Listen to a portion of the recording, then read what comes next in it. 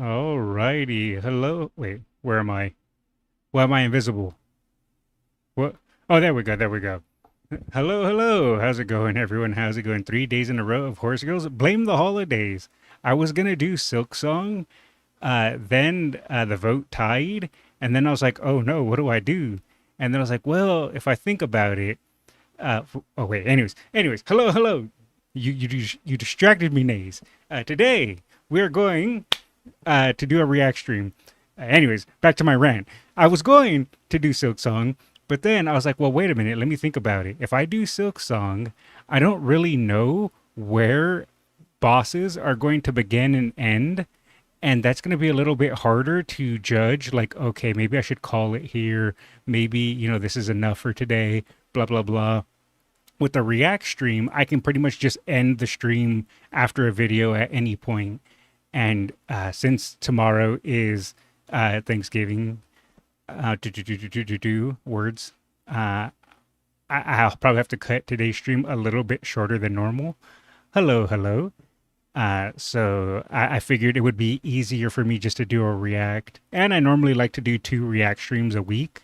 And since I usually do react streams on Mondays and Fridays, since I'm not going to be able to stream tomorrow or Friday due to, like I said, holidays, I figured I might as well just move it to Wednesday. And it does, like I said, make it easier for when I can start and stop the stream. So, yeah, today's stream is going to be a little bit shorter than normal. Normally, I try to shoot for at least a minimum of 4 hours. Today might be around the 3-ish hour mark, but we'll see. Perhaps I won't yap for too long. But apart from that, yeah, it is busy and it is hectic. I hate holidays. I'll say it here first. I do not like holidays. I am not a holiday enjoyer. But it is what it is, I guess. I was going to say sadly, but I guess it's technically not sadly. Nice react stream? Yeah, it's a react stream today. Normally, like I said, I usually do 2 a week, and since I'm not going to stream tomorrow or Friday, we'll do today. Anyway, I think that's enough yapping and talking from me, right? We should probably get to the reacts. I was sent a bunch of little clips, pretty much a bunch of shorts. So I think we'll just work through all these shorts. I see O'Favorite and I see Dream Journey, Dream Journey, Dream Journey, Dream Journey, Dream Journey, Dream Journey. So many Dream Journeys. But you know what? It's fine. We love the Stay Gold line in this stream and in this chat. Oh, wait, I just realized I don't have my YouTube screen showing. There we go. Yeah, there we go. I forgot to do that. There we go. Now you guys can see what I was talking about. Yeah, we have a fairy, then Dream Journey, Dream Journey, Dream Journey, Dream Journey, Dream Journey, Dream Journey. That's what I was doing, but you guys couldn't see that. So we're going to go through all of these shorts, and then after all of these shorts, we will maybe pick and choose what we want to see, but we have plenty of shorts to get through. Hello, hello, Silva. All right, we're going to start with the O'Favorite one and then work our way down. So let's hit play, make sure it's not too loud, and then we will Oh, we'll drop a like and then full screen. Hi, I am not sorry for the Dream Journey propaganda. It's all right. Like I said, like 5 seconds ago, we love and respect the stay gold line in this stream. Ooh, that was a lot louder than I was expecting. All right, let's restart it.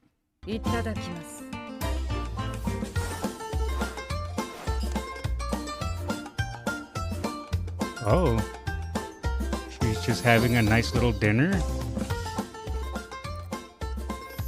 Wait,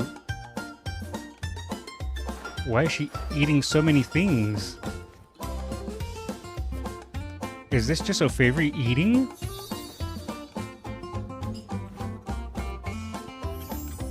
Oh, her blush. Wait, they get pizza? And now I want pizza.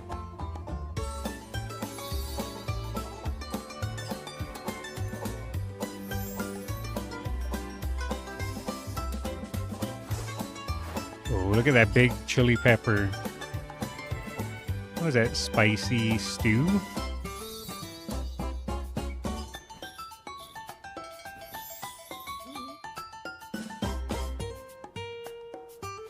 Oh, they even have ice cream? She's so happy. Ooh, why was that one golden? Is that her favorite?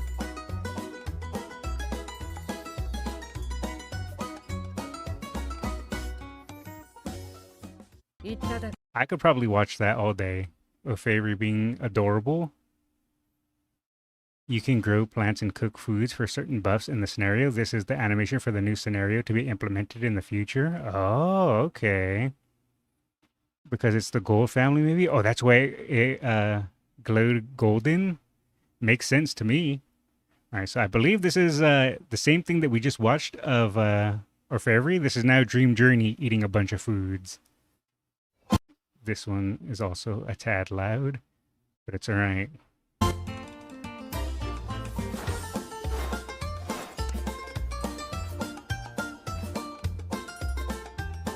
I like how they take a bite and then just smile at the camera. It's like nom nom nom, and then they smile at us.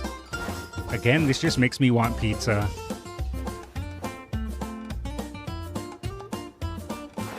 I feel like they're ready to give me an advertisement after they take a bite. That little smug look from Dream Journey.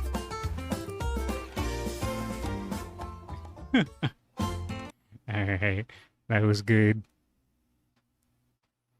Alright, we have another Dream Journey. As the dishes become more luxurious, the bonuses you receive become truly splendid. Oh, so the better the dishes, the more stats and stuff you get. Interesting. The rest is all from the Uma strolls. Okay, I don't know what Uma strolls are, but I'm ready to watch it. I don't know if it's going to be loud, so we're going to just take a precaution. You heard the news, Mr. Bones? If it's about Gentle Donna, yeah, I did hear about it. Unless there's some new news that I'm not aware of. Oh, ramen. Oh, she's outside that little bar where that guy stole your wallet. That's just her smiling. Alright. I like that one. That was cute. Alright, so this is now... Oh, this is her Uma walking at the sea. It's a new feature eventually available for all Umas. Ah. Alright. Make sure it's not too loud. Oh, she's eating some watermelon? I feel like that's way too big. There's no way she can eat all that.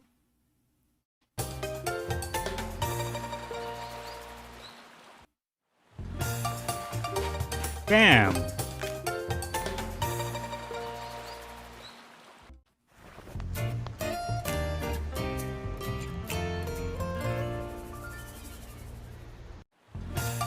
Alright. You should see Oguri. Oh, I have no doubt Oguri could eat this whole thing Ogura could probably eat the entire melon. Ogura could probably eat this. But Dream Journey, yeah, I feel like that bite that she took there was probably the most she could eat. Maybe like this much with my mouse here. Good midday. How are things going? They're going all right. Just doing a react stream since I'm not going to stream tomorrow or Friday due to American holidays. But outside of that, not doing too bad. Oh, this is Dream Journey KFC. Okay, I've seen some clips of these before, but I don't think I've seen this specific one. I mean, it's almost Christmas, right? And I believe KFC is common during Christmas time. So it's almost 'tis the season to be Kentucky and fried and chicken.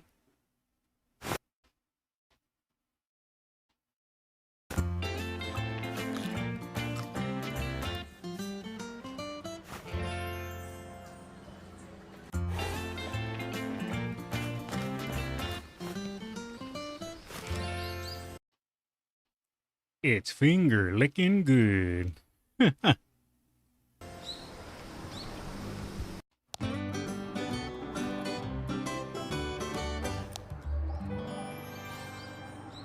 She is so cute.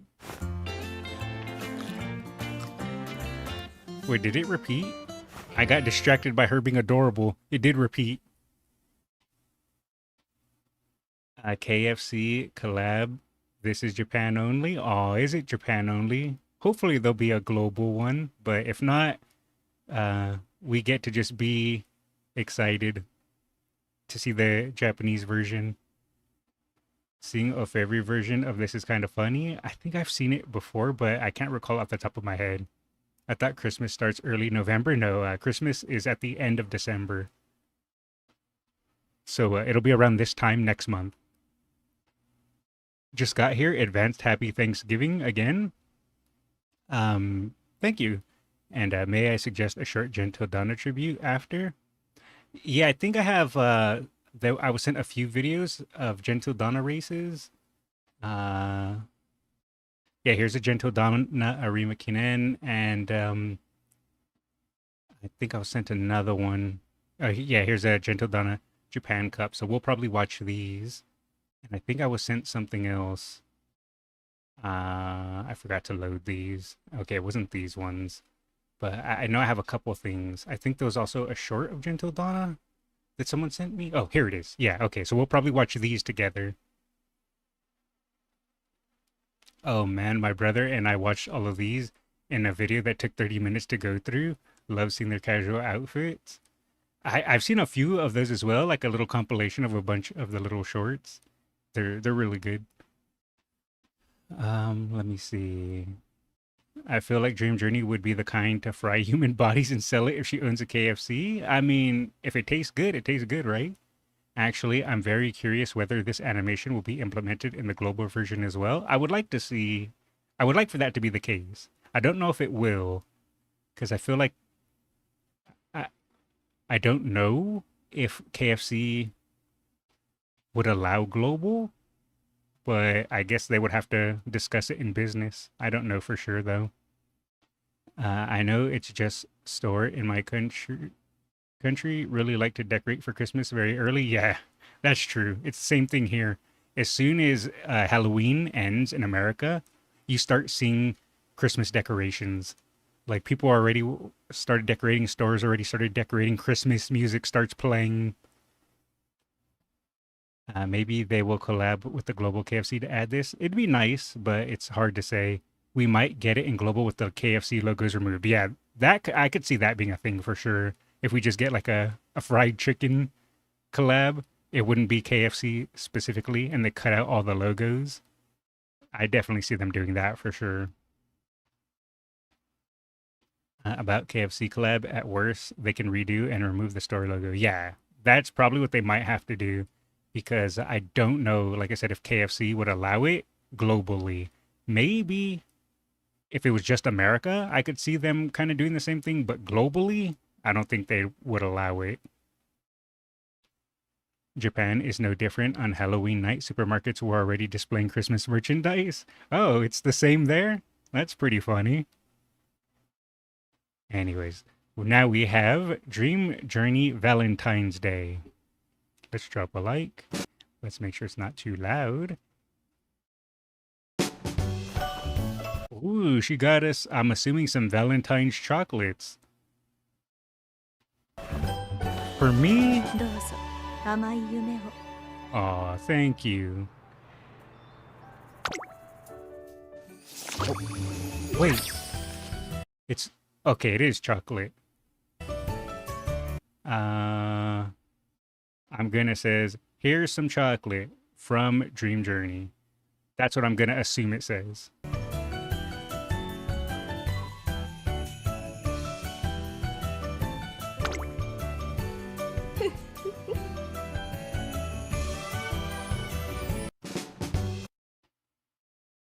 Cute. Oh, she's hanging out with a friend here. In the Philippines, Burr ending months is automatically Christmas season. Oh, so October, November, and December. That actually does make a lot of sense. I guess September as well would fall into that, right? Every Umamusume has their own exclusive chocolate illustration. Oh, that'll be cool to see when it comes to global. So now this is Dream Journey Gel Stroll. Oh, she's singing. Oh, it's the karaoke. Oh, maracas.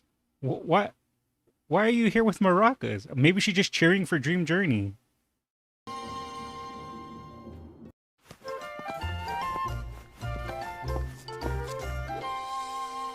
Gel Sanpo, Gel Walk. Oh.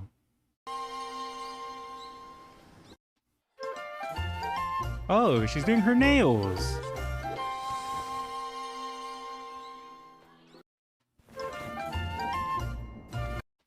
Oh, okay, she's hanging out with all the girls. I see. I understand it. Palmer spotted? Yeah, Palmer, Tosin, and Tosin Jordan and Helios, right?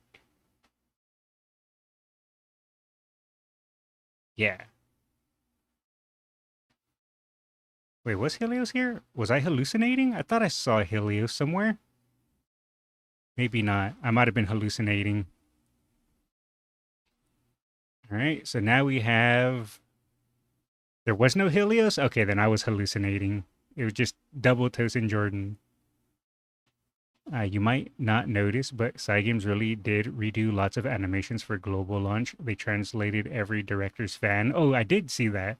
Funnily enough, I didn't even notice that her fan had different words on it. I always thought it was the same word. So they might redo the KFC collabs. Yeah, definitely. They might. No Helios, just Jordan appears randomly. This is Helios, I think. Now it's Helios. Oh, okay. So here we have Helio asked Ruby out on a date.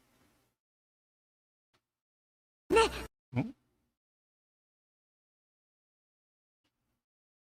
oh, and it's even subtitled for us.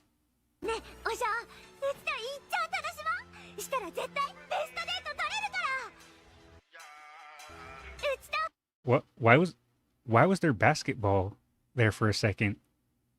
Are they going to go on a basketball date? What was that about? You know what? We're not going to question it. Oh, I get it. She's shooting her shot. In other words, she's trying to ask her out on a date. I get it. That's, I'm assuming, what this is supposed to mean. Oh, is that copyrighted music? Okay, we gotta mute that. I'll just read it now. Because, yeah, we gotta be careful with copyrighted music.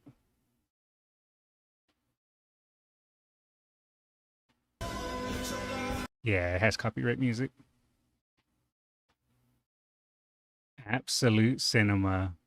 Wait, you see, I guess this is supposed to be date season, right? With it being the holidays and Christmas season. So Helios was able to ask Ruby out on a date. So very fitting for the season.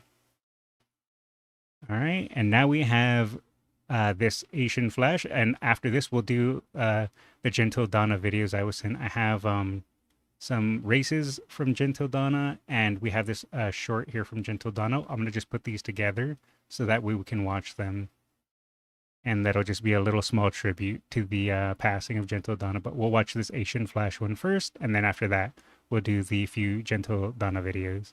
So, did you want to do just this section you linked here, Naze? Because I know you linked this. Or did you want me to do the entire thing? I assume just this section because yeah, just the middle section? Okay, I figured because you timestamped it here, but I just wanted to make sure. So, have you seen more of these? I've seen some of them, newbie. It made me want to roll Helios.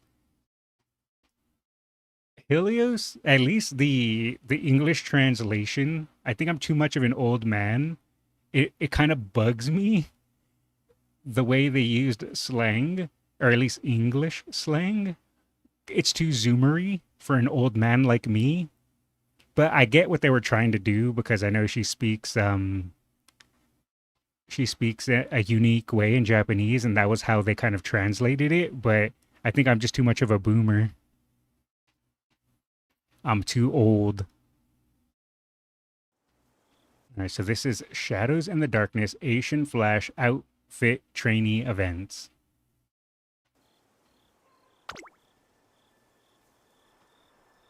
Oh, Asian and I are walking around the academy after training when we happen to spot suspicious figure stumbling about.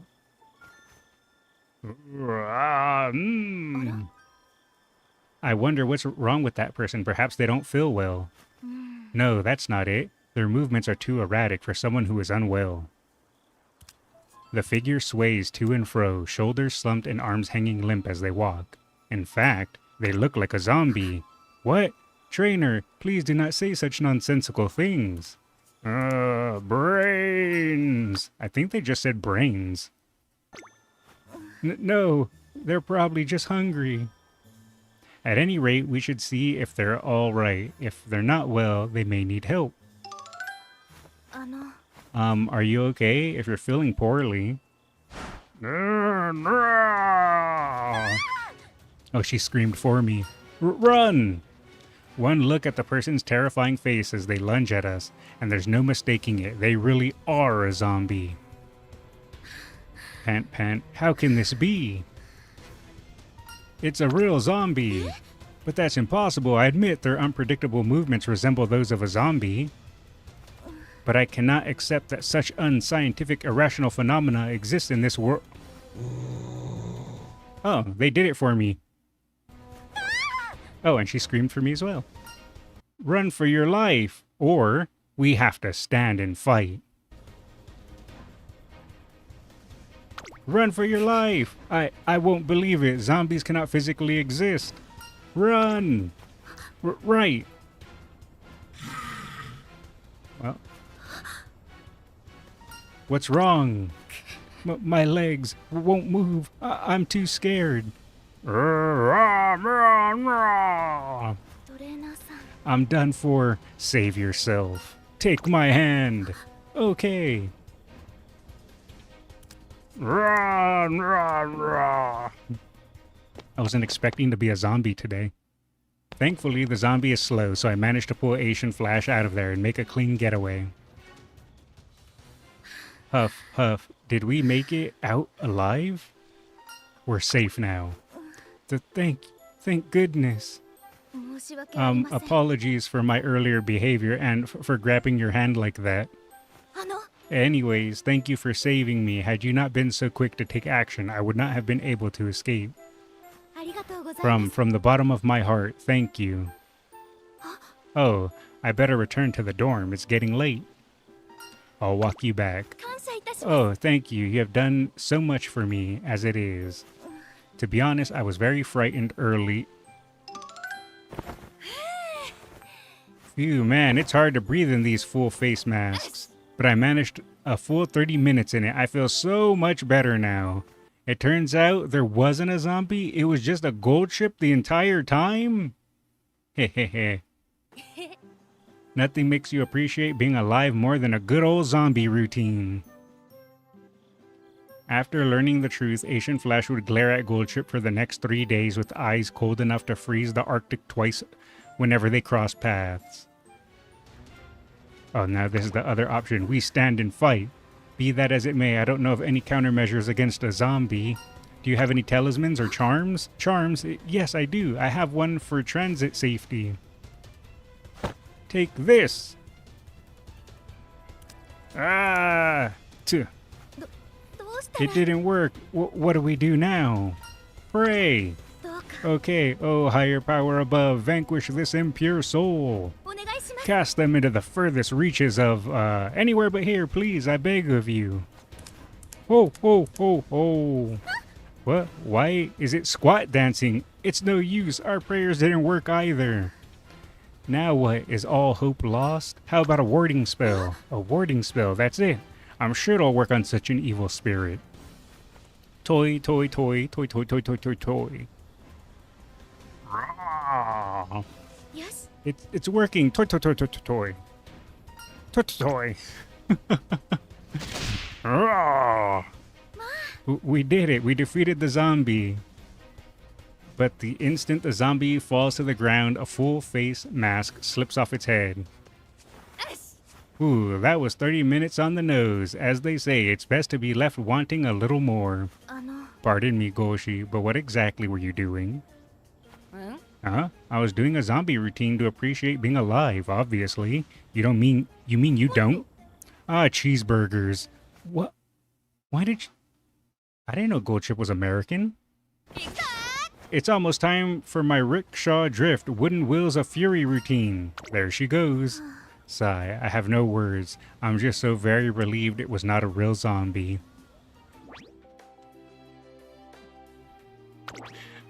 That was interesting. Alright, so Nate just wanted us to see the zombie Goldchip. So, we have now seen zombie Goldchip. I would say I was surprised, but in all honesty, am I really? No. And I gotta be a zombie, so normally I'm just a skeleton man, but this time I gotta be a zombie man. Alright, let's watch these Gentle Dana videos that I was sent. We have one that was released by the official channels, and then I was sent 2 races of Gentle Dana, her Arima Kinen, and her Japan Cup. I think we'll do the Japan Cup first, and then the Arima Kinen, just as a small tribute to the passing of Gentle Dana. May she rest in peace.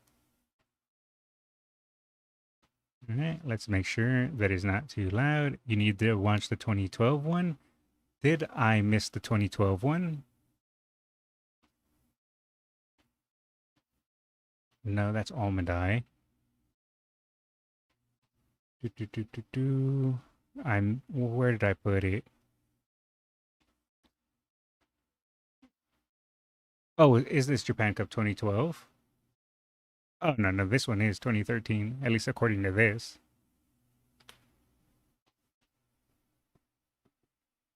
I sent it in the Discord. Okay, let me see if I can find it really quick. Oh, and then I see Nays linked a new short.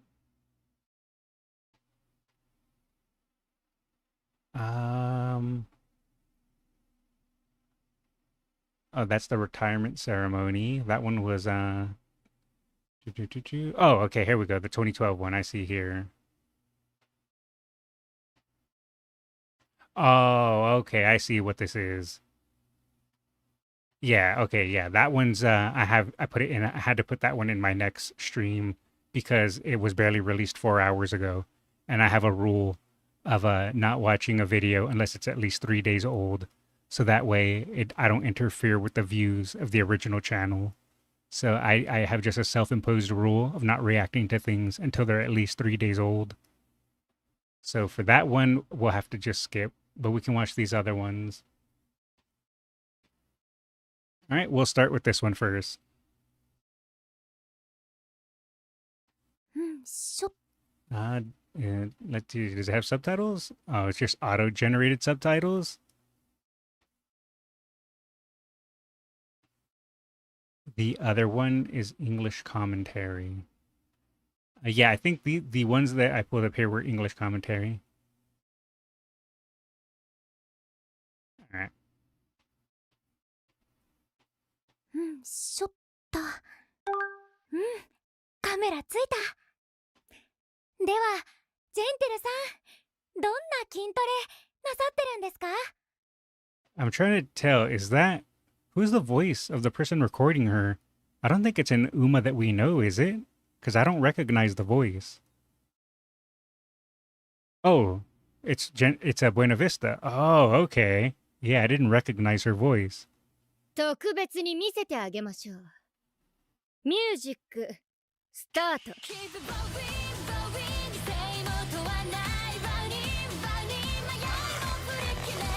How does she do that? Oh, he just does it non-stop on repeat. Wow. Wait. She... How strong is she? Wow. すごい。私も見習わなくっちゃ。I think someone told me in the YouTube comments that someone did the math that essentially her crushing strength would be along the lines of think I forget exactly. Someone did the math though. I can't remember the exact comment. I don't want to say something incorrect, so I'll just say that it was a huge crushing power.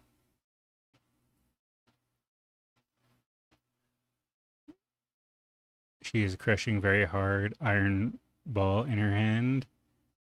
Yeah, she's super strong. Did you react to Gentle Donna's song before? I might have. I don't remember off the top of my head, but I may have. She can make those hydraulic press videos with her hands. She could. She could just smash something, doesn't even need the press for it. Physically, all those power crushing would be something along the lines of Bomb. Pretty much, yeah. All right, so now this is the Japan Cup of Gentle Donna 2013.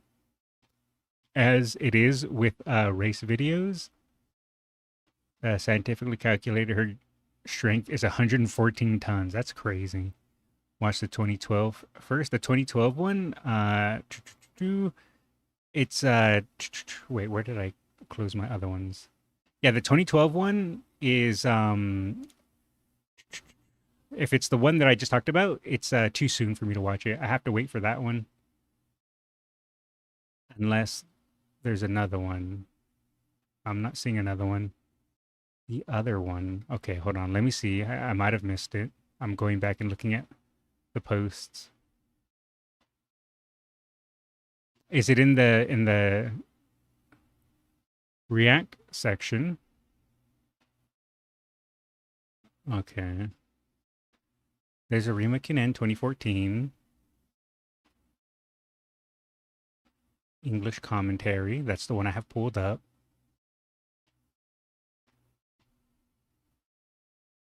I had the tab earlier. Wait. Are you talking about this one? Because if it's this one, do you mean this one? Because if it's this one, it's too soon for me to react to it. If this is the one you're talking about.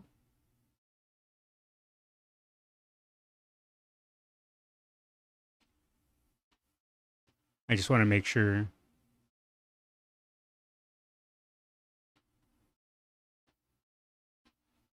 All right.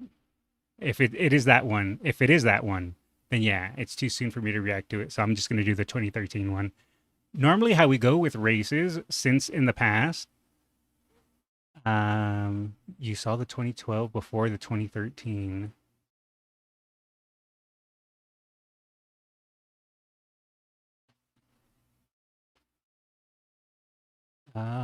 No, I don't think I have that one. All right. Anyway, normally how it is with races, just to be safe, I do pause them a little more, just for the sole fact that I was copyright striked for watching horse races. So I will pause these and talk a little bit over them, a bit more than normal, because that way I am providing commentary and I'm providing just opinion to the video. So that way it helps transform it so I don't receive another copyright strike. So I like to be careful when I watch horse race videos. So just bear in mind that I will be pausing a bit more than normal during these few races.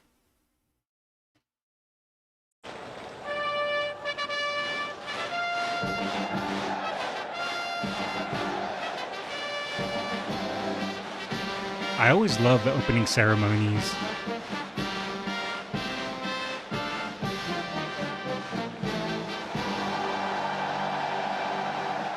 We welcome our international. Oh, well, oh, there we go. Oh, okay, they cut it a bit forward. I see. They're just about set. They're ready. Racing in Okay, and here we go. Got away pretty well. Trying to find this early leader. So do we happen to know what number Gentle Donna is in this race? Oh, Asian Flash and Tosin Jordan. Okay, I recognize a few of these horses so far. Joshua Tree's up there nice and handy. And going on is Lelouch as well. Past the winning post the first time. It's Asian Flash and Tosin Jordan. They share the lead past the winning post. Lelouch is trapped out a little wide into that first turn, kicking up Vicina. Oh, Golshi's in this one too, number 13. Donner is in the middle. Nakayama Knight, then Uncoiled. Joshua Tree. Oh, look, there he is. Nice and handy. The legend. Then a gap back to Admire Rakti, followed by Hoko Brave. Hit the target. Well back in the middle there is Denim and Ruby alongside Simonon and Dunaden past the 1800. Then comes Uncoiled, Smart Gear, and last of all... Oh, Gentle's number 7? Okay, well, if so, that is Gentle Donna right there. Here's Gold Ship. Down the back straight Gold here Ship. at the Fuji Racecourse, and it's Asian Flash leading out with Mirko Demuro. Leads out from Tosin Jordan. Running the fence is Versina. Wait, is Asian Flash front running in this race? In the middle is Lelouch. Then comes Gentle Donna. What a beautiful position for her early on. Followed by Nakayama Knight. Then Joshua Tree and Uncoiled. Running midfield defense is Admire Rakti. Outside Admire Rakti has hit the target. There's Gold Chip. Gold Chip. Together. 2.5 away to Denim and Ruby, the 3-year-old filly. Uncoiled is third last. Smart Gear is second last. I don't know why, but with the sun shining in like this, it's like the horses are blessed from the heavens and the golden light is shining upon their racing day. Look at that. That's majestic right there. The heavens are shining upon these racers. Biding a time at the 1200 meter mark is Gold Chip, but you want to get a hurry on from now. They start to bunch up as they come up to that next corner, and it's Oh, right, you can see their names. Asian Flash still leading the way. Asian Flash. That's crazy. The Asian Flash is front running this race. Golden Gentle Donna's in the middle. Then comes Lelouch. Where's Gold Chip? Oh, there's Gold Chip. I saw him. Then as they go past the big tree, back along the fence is Nakayama Knight. Joshua Tree is still handy. And then we're getting close. Oh, there's Gold Chip. Where's Gold Chip? Starting to come into toward now. There he is. Swing to the 600. These last two. Look at him. And Uncoiled well back. They've got 500 meters to run. Hit the target. Looks a bit of a threat. Asian Flash is still there. Gold Chip. On is Lelouch. Go. And even Go. wider out Dunadan. There's a wall across the track. And here's Gentle Donna along the inside. Gentle Donna finds the lead from Asian Flash. No, Gold Chip, why are you slowing down? Gold Chip, no. Now late is Lelouch and Dunadan and Denim and Ruby. They've got 150 to run. Can Gentle Donna hold it out? Oh, this is getting close. Coming though from the back. Denim Oh. and Ruby. It's Gentle Donna. Oh, wow. Ruby, they hit the wire. Don't know. Maybe Gentle Donna. Gentle Donna from Denim and Ruby. Gold Chip got blocked? Yeah, I saw that. In the middle, late on the scene was Tosin Jordan that kept coming. Vicina the fence. With this victory, she became the first racehorse in history to win back-to-back Japan Cups. Oh. It's in the middle, Smart Gear, Nakayama Knight pulling up quickly, Lelouch. Then I didn't know she was a back-to-back Japan Cup winner. come Uncoiled, Hoko Brave, Dunaden, well back with Simonon. A gap further back. Oh, that was a good race. Uncoiled knocked up quickly with Fire. Well back. Are we gonna have? Okay, here's the replay. On Gentle Donna. Did he manage to stay on? It's very close. Denim and That got real close at the Ruby. end. I think he did. I think he Look at that. did. Gentle and Donna. So Donna and Denim and Ruby. close. And in the middle, Right Tosin there. Jordan, Look at that. who returned. But barely. Nose. Nope. Nope. To form of, well, it's very tight, isn't it? They hit Oh, was it a head? the wire. This is very close. Oh, Very they're doing close it. indeed. Yep, right there. Gentle Donna a nostril. I'd say Gentle Donna a nose to Denim and Ruby. Oh, well, this guy says a nose, but maybe it was a head in the final ruling. And Tosin Jordan, what a race. What a run. Yes, a huge run from Tosin Jordan. William Buick doing a Man, that was fantastic so job on that close. horse. Maya Rakti has probably got fourth and Dunadeck. Where's What a Goldship? run out wide. Gold He's maybe Go- got fifth. Go- The Gold big Ship? disappointment, of course, is Gold Ship. Aw, don't call Gold Chip a big disappointment. He was just busy. Where is he? Goldship has run well in there he behind is. them. When he races well, he races very low to the ground. He was high in his action today. Oh, okay. He wasn't in last place. So, I mean, if you're not in last place, that means you didn't lose, right? Okay. That's how it works, right? But Gentle Donna, I think she's got there too, but we will wait. This horse came in last place, number 17. Finding it could be that Sunday Racing have won the Japan Cup. Those colours, different syndicate owners, but Gold Chip just won the same kick of show. syndication. Oh, so he was being lazy in this race? Is that what happened? All right, and now we have 2014 Arimakinen for Gentle Donna. And let us lower the volume just a little bit. for the Aru McKinnon and racing, slow away Meisho Mumbo, Laxus a little slow Meisho Mambo. away with Ocean Blue, and out the back Denim and Ruby. Oh, Denim and Ruby's in this race as well. Straight into stride is Versina. She goes on Oh, Versina. from Gentle Donna. And of course, Gentle Donna, which is why we're watching this race. Epiphanea up there. Oh, Epiphanea's in here too. Andy running third but trapped wide. The fence is Tosen Ra. In beside them is To the World. Laxus midfield. Jockey a little high in the irons. Then Goldship nice and handy. There you go, Silva. You were correct. Running better than midfield to One and Only, followed by Phenomeno. Then Last Impact. Outside Last Impact is Just Away. A gap to Satono Noblesse. Every time I hear Just Away, I cry just a little bit because it was a Just Away race that I watched that got me that copyright strike. On the inside, Denim and Ruby. Then Win Variation trapped out 4 wide. Oh, Win Variations in here as well? In behind them is Ocean Blue and Meisho Mambo. She's the last one as they go past this big crowd for the first time. Leading the way is Versina. Shows out from Epiphanea. Gentle Donna runs third. Then the fence Tosen Ra with Laxus. It's a moderate pace.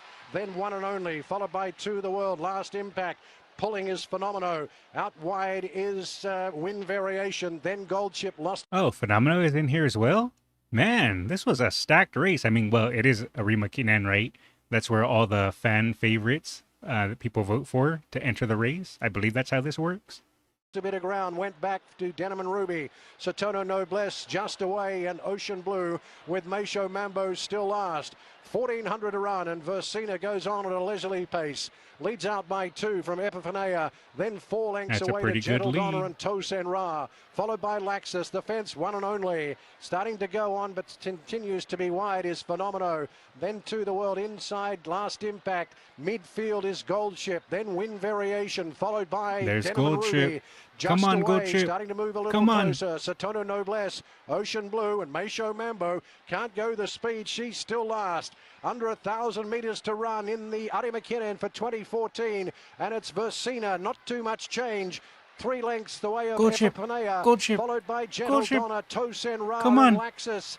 On the fences, one and only Phenomeno edges closer to the world, and there goes Gold Chip circling the field. A gap to This is the last race of Gold Chip. Oh, is it? last impact on the inside. Denim and Ruby, and running on his Oh, win variation. there he goes. Just away, starts Come to on, take Gold off. Chip. Ocean Blue, Come on, Gold Santoro Chip. Noblesse, and Meisho Mambo is still last. The field starts to pack at the 400-metre mark, and in front is Epifanea. Epifanea from Gentle Donna. Here comes Gold Chip and Laxus. This is Gentle Donna's last race. It's still Epifanea, the fence. Gentle Donna issues the challenge. Laxus in the middle. Gold Chip can't Come on, go Gold on. Chip. Along Come the on. fence, Come on. Tosen Ra just away, runs on. Come on. Gentle Donna. Come on. Gentle Donna. Gentle Donna. And here comes To the World. Gentle Donna wins the Aramakiren. That was a good race. I mean, I love Gold Chip, and I always root for Gold Chip, but congratulations to Gentle Donna winning that one. To the World second. Maybe Gold Chip and just away. Tight for third. Then came Last Impact, Laxus. Along the fence was Epifanea who locked up. Then came Denim and Ruby. That was good. We'll drop a like on it, as usual. And those were just some of the races of Gentle Donna as well. The top comment here says, "Rest in peace, Gentle Donna." Alrighty. So this was sent to me by my mod, Nays. I don't know what this is about, but apparently this man is 3 stars. So he's already worth 3 more stars than I would be if I was an Uma. So let's see what it's about. It's only a minute long. Sure. All right, Nays. What did you send me?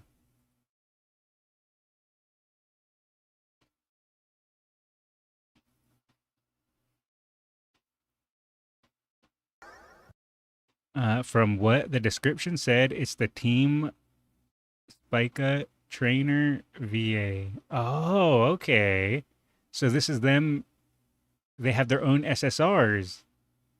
And Tazna VA shows up at the beginning. Oh, does she tell us we need more guts? She's going to tell us we need more guts, doesn't she?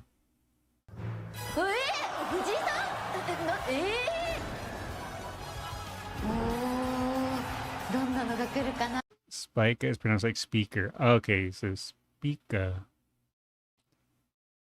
No subtitles. Oh, it's fine. We gotta just watch.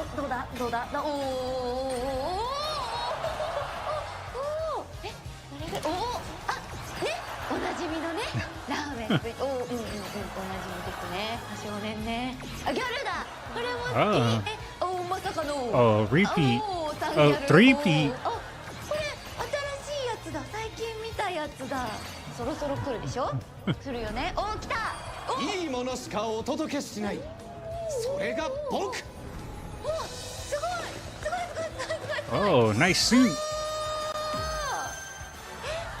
かいいんじゃない I like his suit. ピリッとしててなんかいいわじゃあ続いてラーメンどうだったのねお Oh, it upgraded. 知ってるか Wait, you can have a scooter? キャロットが由来なんだ。どういうこと Oh. He even has a bushel of carrots?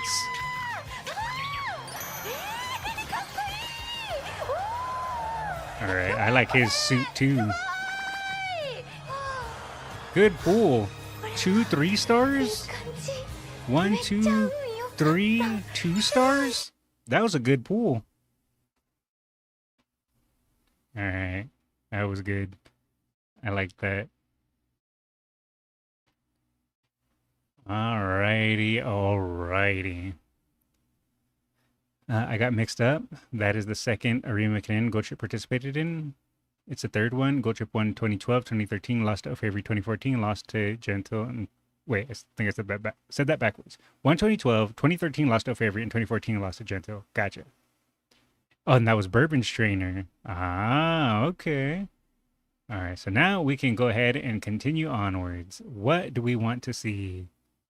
Oh, right. I was sent this. I forgot about that. Last time I was sent this, it was only 1 day old or 2 days old. I forget.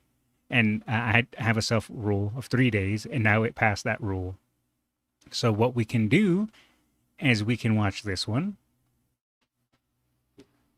We can watch the Umamusume epidemic. We also have quite a few like little documentaries and other things and just IRL horse videos that was sent to me. I have a ton of those lined up. What is this? I can't read it, but I'm going to assume.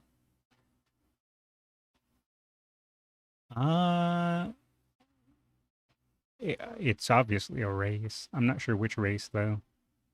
2009, I don't know that much. Oh, right. I also have we have the Mihono Bourbon from Licking Light Bulbs. We have the Agnes Digital from Licking Light Bulbs, and we have Like a Horse, Infinite Umamusume. I have no idea what those are about, but I was sent these as well. He is the voice actor for the trainer in the anime version of Spica, and his main profession is stage actor. Ah. The Family Tree one has Shaq's camera, the one you can't read in Dream Journeys race, against Buena Vista. Yakuza, Like a Dragon Uma version. Oh, I remember we seen one of those with Rice Shower. Okay, interesting. All right, so what do we want to see? Do we want to see Licking Light Bulb video? Do we want to see this Nice Nature video, which I was saving for today? Or just a react stream? Or do we want to see the Stay Gold family tree? What do you guys want to see? Block the text and use the integrated Google Translate if you want to know. What's the title about? Did the gold ship edit for Like a Dragon clip ever get linked? I don't think so. Or if it did, I might have lost it. Stay Gold family and Nice Nature before Nice Nature November ends. All right, we can do that. Because like I said, today's stream will be just a little bit shorter than normal. And this Nice Nature video is, This Nice Nature video is almost 40 minutes long. Well, 34 minutes long. So I think that's what we'll do. Just note before I'm taking off the almond eye, Tenno show is the moment when Rudolph Record 7 G1 got broken. Okay. I think I have that as well that you sent somewhere in my list. Here we go. Yeah, we can watch this one too. So what we'll do is just to break up the races, since we just seen a couple races, we'll watch the Stay Gold line, then we'll watch this almond eye video, and then we'll watch Nice Nature. That's what we'll do. Because I'm not being biased in wanting to watch the Stay Gold line video first. Definitely not biased. No way. So, a few months ago, I made a massive family tree containing all the horses at the time. I'm trying to pinpoint the accent. I'm not sure. Who were represented in Umamusume, minus the newly added Red Desire and the recently teased Forever Young. Is it British? It sounds a little British, but I'm not sure. It's kind of hard to pick up. Shaky camera. Sounds Aussie. I'd have to hear the A pronunciation because Aussies pronounce A very specific way. Why the hell my name didn't display as Vincent? Wait a second. Why doesn't your name display as Vincent? It has a completely different name. I didn't even notice that was you, Vincent, until you said that. I personally think Aussie. I have to hear a bit more. I'm going to go back and restart it because I got distracted trying to guess the accent. A few months ago, I made a massive family tree containing all the horses at the time who were represented in Umamusume, minus the newly added Red Desire and the recently teased If it is Aussie, it's a very posh Aussie accent. Forever Young, and including the wrong El Condor passer. I think Admire Groove was revealed like the week after I posted the video, but since I had to include her for Duramente, she's already there anyway. But I've come to the conclusion that 1, I really like making family trees, and 2, I clearly haven't had enough of making family trees. Therefore, I've decided to try and break down a few notable horse family trees that have... Says UK? Okay, I thought British. She sounded a little too posh to be Aussie. That's usually how I can tell. Usually by hearing an AR sound. That's how I can tell the difference. The best way I could describe it is, obviously it's extremely overly exaggerated, but a British person will say like caw, where an Aussie person will be like ca. It sounds more like AW to me. But again, that's just obviously over exaggerating it for reference. But that's usually how I can tell with the AR sound. Currently represented in Umamusume. In today's video, we will be talking about the family of a very infamous horse, known for his short stature, crazy children, and many racing antics, such as biting tails and giving... Okay, the way she said antics, the way she pronounced her A, she's British. I can tell it for sure now. That's how I'm able to tell. Not, you said you could tell with the word no? Yeah, for me, it's the way A's are pronounced, is how I can tell. His cousin PTSD. That's right, we're talking about the terrorist of the track, Stay Gold. Stay Okay, gold. so let's start. And with most family trees, the best place My left ear loves this video. to start would be with the grandparents. So let's look at Stay Gold's grandparents. I forgot, Nays. I forgot. It's not my fault. I can hear your judgment. Just real quickly, not for a long time. But his paternal grandparents are Halo and Wishing Well, who make the very, very well-known and very dominant stud Sunday Silence, who was born in 1986. And for the maternal grandparents, we have Dictus and Dinah Sash, who make Golden Sash, born in 19... Wait a second. How do people have good handwriting? Seriously, look how neat that handwriting is. My handwriting is awful. How does one have good handwriting? I could never do it as a kid. I would constantly get scolded by my teachers and told that my penmanship is really, really bad. But practice? I would practice. I would practice and practice, and it would never work. My handwriting is worse than a doctor. Same. Okay. I'm getting sidetracked, but I have to show it. Forgive me for getting sidetracked. But I feel like I have to showcase it. Where is it? There it is. Okay, here we go. All right. I know this is a mouse and not a pen, but this is my handwriting. And again, I know it's a mouse.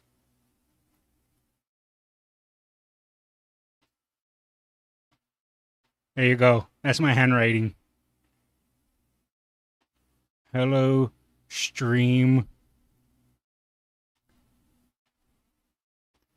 There you go. That's my handwriting. I have really bad handwriting. All right, let's continue the video. I got distracted. I'm just, look how fancy her S's are. And her G's. 1988. And together, Sunday Silence and Golden Sash make Stay Gold, born in 1994, our main character for today. But Stay Gold actually has quite a few full siblings as well. I was considering whether I should do the... That's pretty good for a mouse. Do you have a signature to sign merch with yet? One, I'll never have merch. Because, yeah, just, well, okay, I'll never say never, but I highly doubt it. And two, no, I don't have a signature. You want to see a signature? Look, this is my signature. All right, sorry, I know, I'm sorry, getting distracted again. How does one clear this? I'll just do this. Okay, this is my signature. Bam. Okay, I'm just being stupid now. Sorry. Let's continue.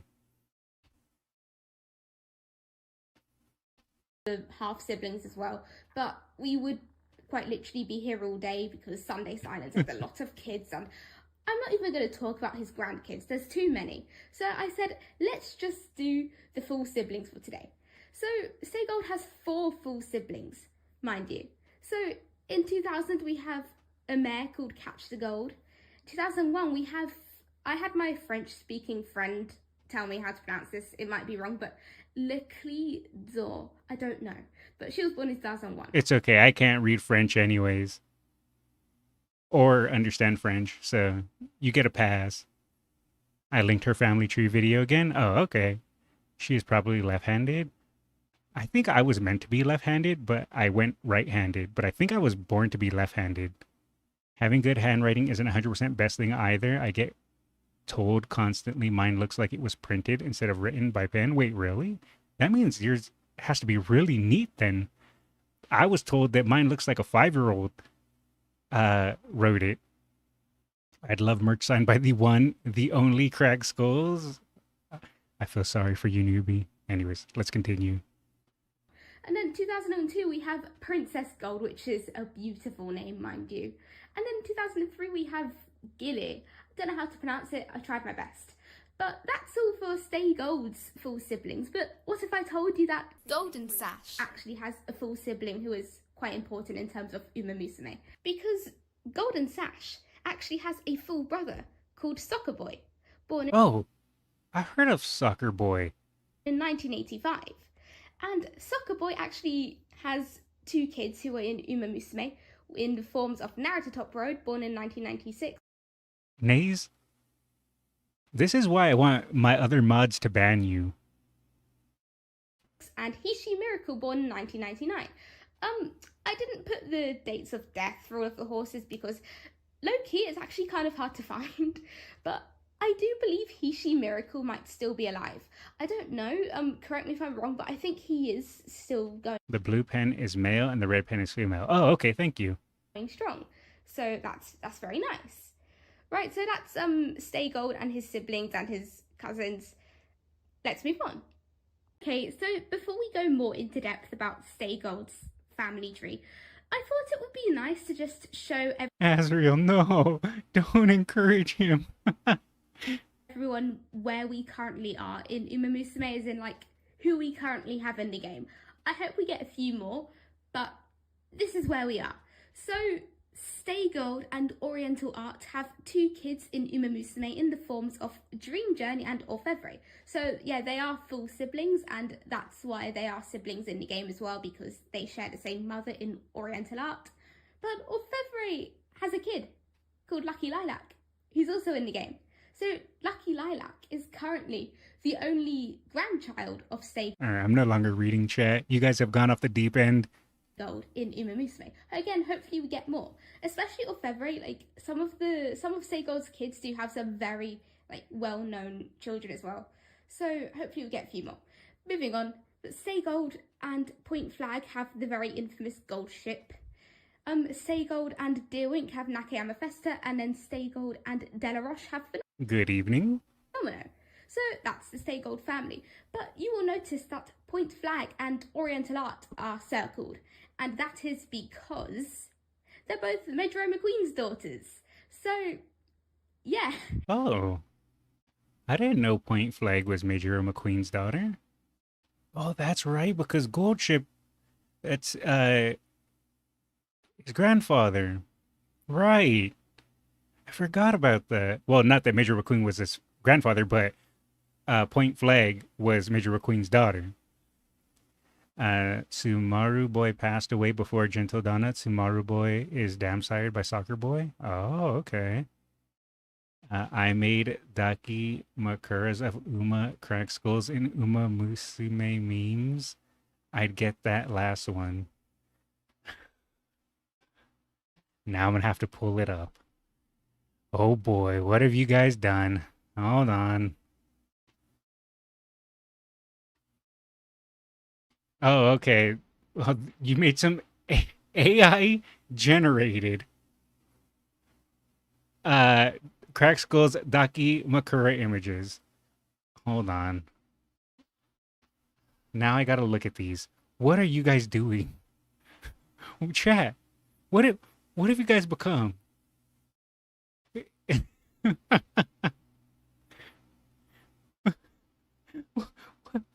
Why? This one just feels wrong.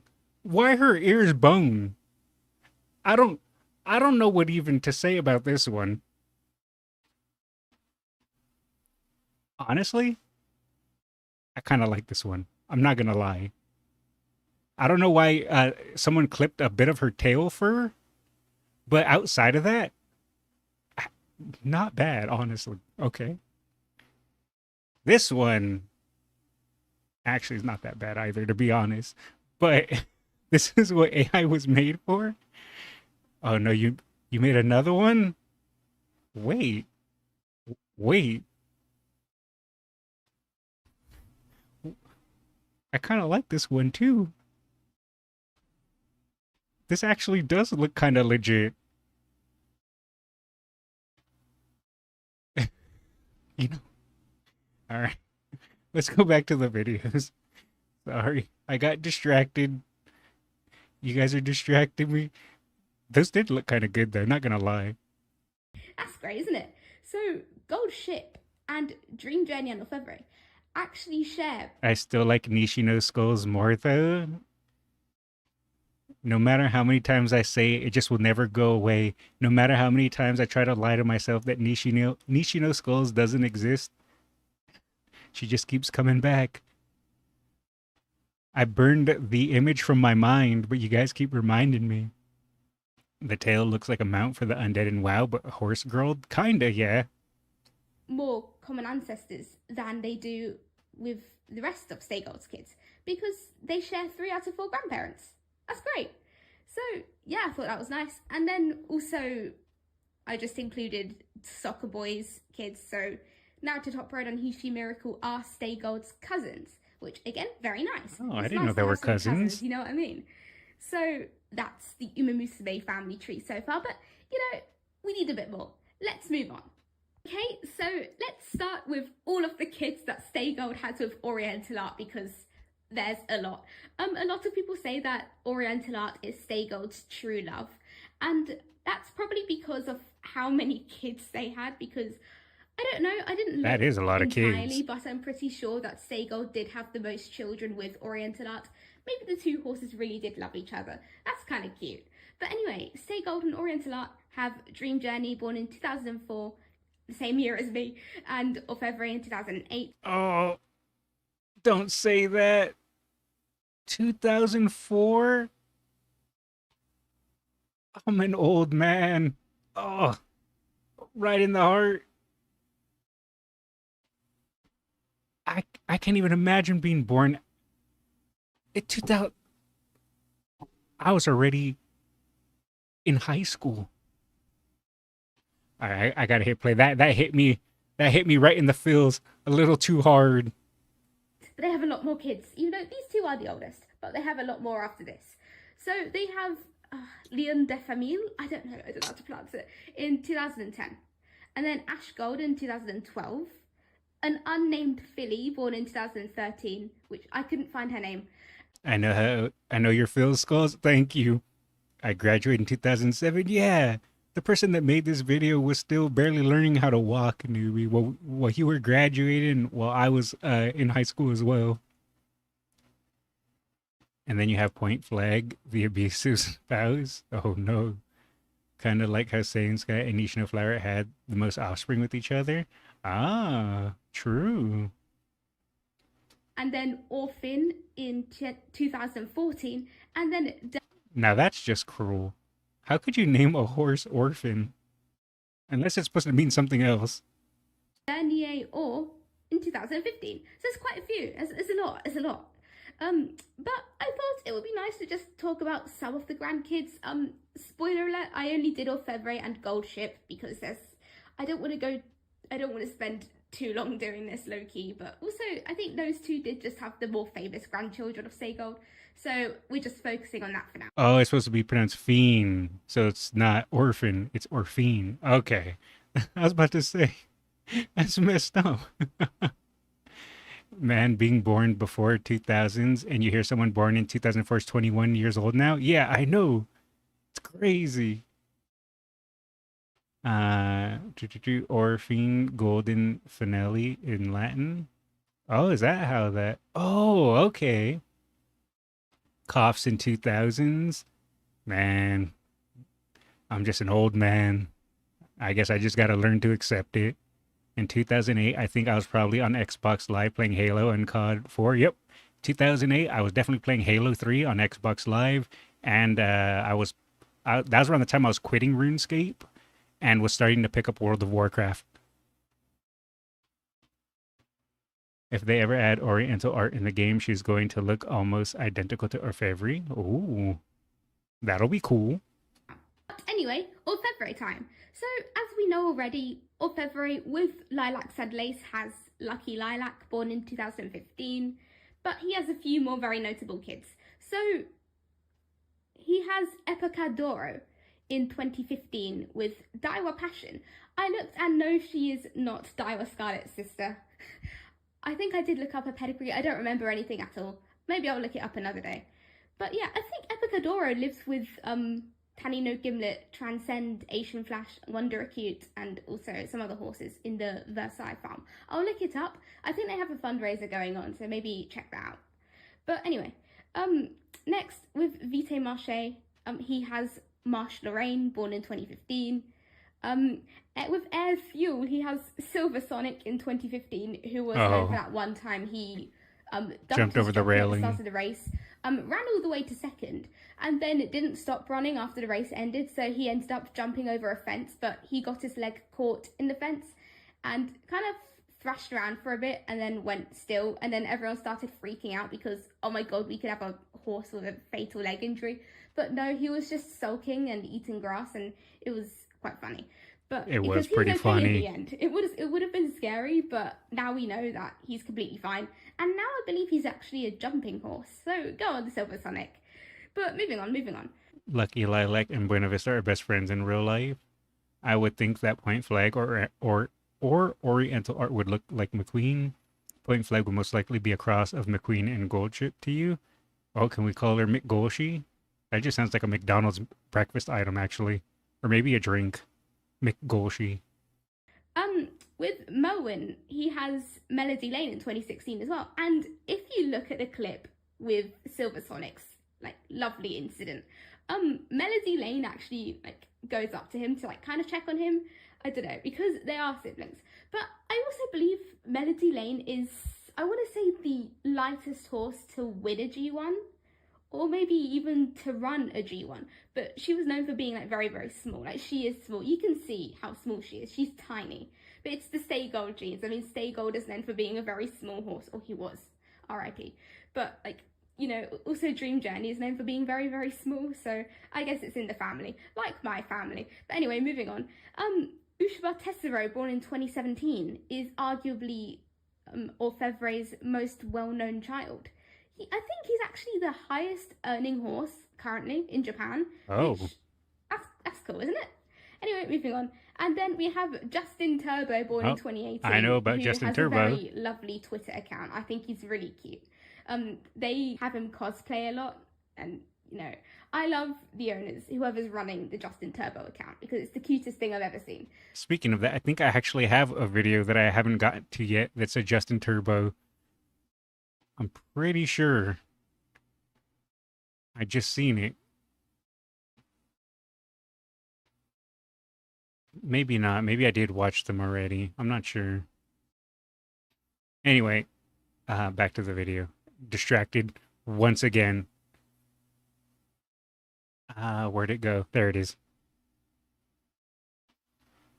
No, there it is. The previous one? You have it there? Okay, so I did have it. The Go-Go one. Yeah, okay, then I did have it. I thought I had it. I wasn't sure, though. Yeah, it was, yeah, this one. Okay, so yeah, I do have one. Speaking of Justin Turbo, I just haven't got around to watching it yet. Maybe check it out on Twitter or X if you have time, because you won't be disappointed. But that's the Oriental art line for today. Obviously Dream Journey has a few kids, but I don't think any of them were really that important in like racing history, so Oh, poor Dream yeah, I Journey. didn't cover any of them. But moving on, let's move on. So now we're going to do Point Flag X Stay Gold. So we have Gold Ship, born in 2009. Gold And then he Ship. has a few full siblings. We have Treasure Map in 2011, Flower Ship in 2014, and then Gold Flag in 2015. Good evening. I was going to sleep and out of nowhere saw you were live, so now my plans of sleeping are gone. It's all right. Today's stream's going to be a bit shorter than normal, so you will be able to sleep soon. There was this clip going These just sound like ship names. They kind of do, don't they?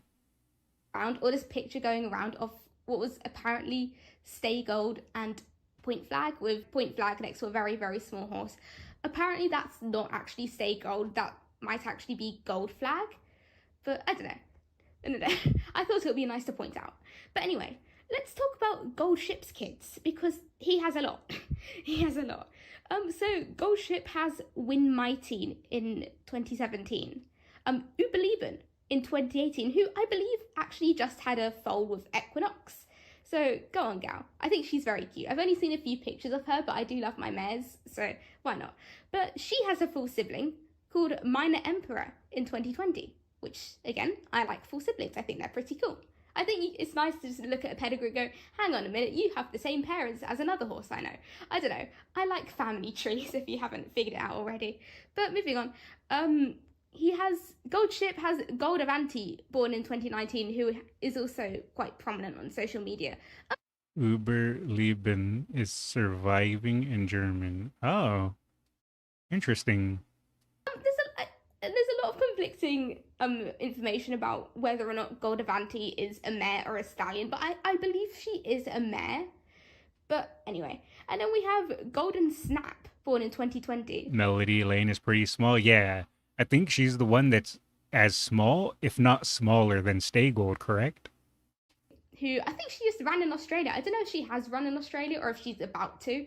I don't know, but last time I checked, she was in Australia. So I hope she's doing well. And then we have Meisho Tabaru in 2021, who is doing quite well in racing at the moment. So go on, Meisho Tabaru. And then we have Aoraki, born in 2020, who unfortunately did die. Aw, yeah, I was about to say, rest in peace, another one, Aoraki. Last week, he broke his leg, completely obliterated his leg. Like, that was really sad. But, yeah. Yeah, we saw that. That was a rough watch. Anyway, that's the Point Flag tree done. So let's move on. Now let's do some of Stay Gold's other kids. I didn't give the Nakayama Festa line or the Fenomeno line their own sheets because there aren't that many of them, honestly. So Stay Gold and Deerwink have 3 kids. So we have Nakayama Festa in 2000. Tabaru won this year's Taka Rizuka Kinen. Oh, damn. Nice. 2006. And we have Festa Junina in 2012, and then Or Pruno in 2013. And then with Delaroche, he has Restonor in 2008, Fenomeno in 2009, and then Milagre in 2014. So that's all I've done for the other 2. I just, Anyway, move on. So Stay Gold actually has a few other famous kids, not in Umamusume now, but hopefully in the past, hopefully in the future. In the past? What? Never mind. So I believe, I looked it up, and apparently Minor Neos is the very first foal of Stay Gold to ever be recorded. So he was born in 2003. This horse is older than me. I mean, so is Stay Gold, but still. So Stay Gold. She had to bring up the dates again, didn't she? Man, it's rough being an old man. And Shadow Silhouette have Oji Chosan. Now, Oji Chosan. That's one I'm familiar with. I believe Shadow Silhouette is actually the daughter of Symboli Chris S. I looked it up, but that's pretty cool.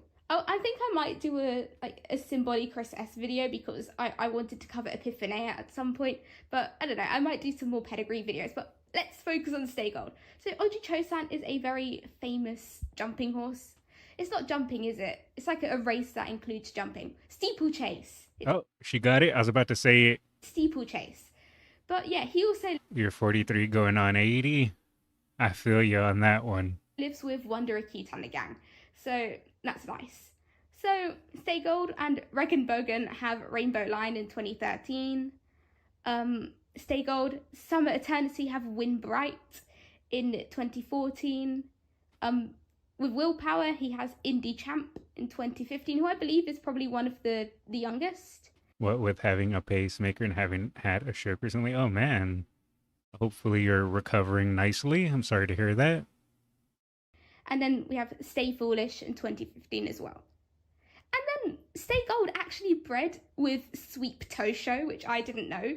Wait, I didn't know that either. So Stay Gold and Sweep Tosho have Tosho Victor, born in 2013.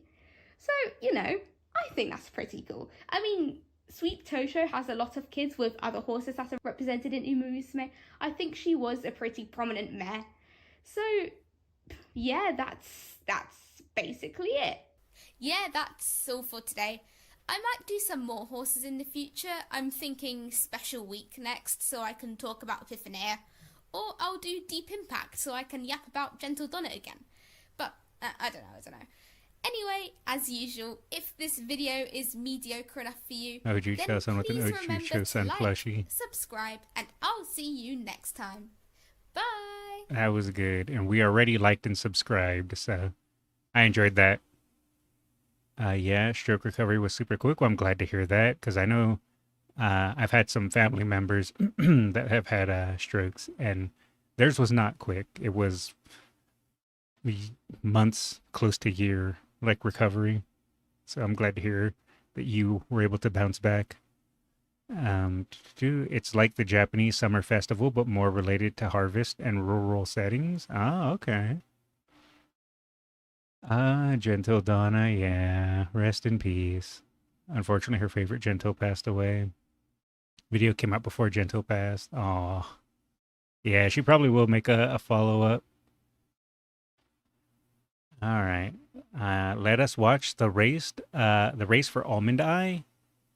And then you know what? We'll maybe watch the Justin Turbo video since we were just talking about it. And it now hit the 3 days old mark. So we'll watch this Almond Eye race.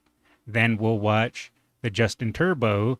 And then, of course, we have to watch the video with Nice Nature since before Nice Nature November ends. So we'll start with Almond Eye, then Justin Turbo, then Nice Nature November.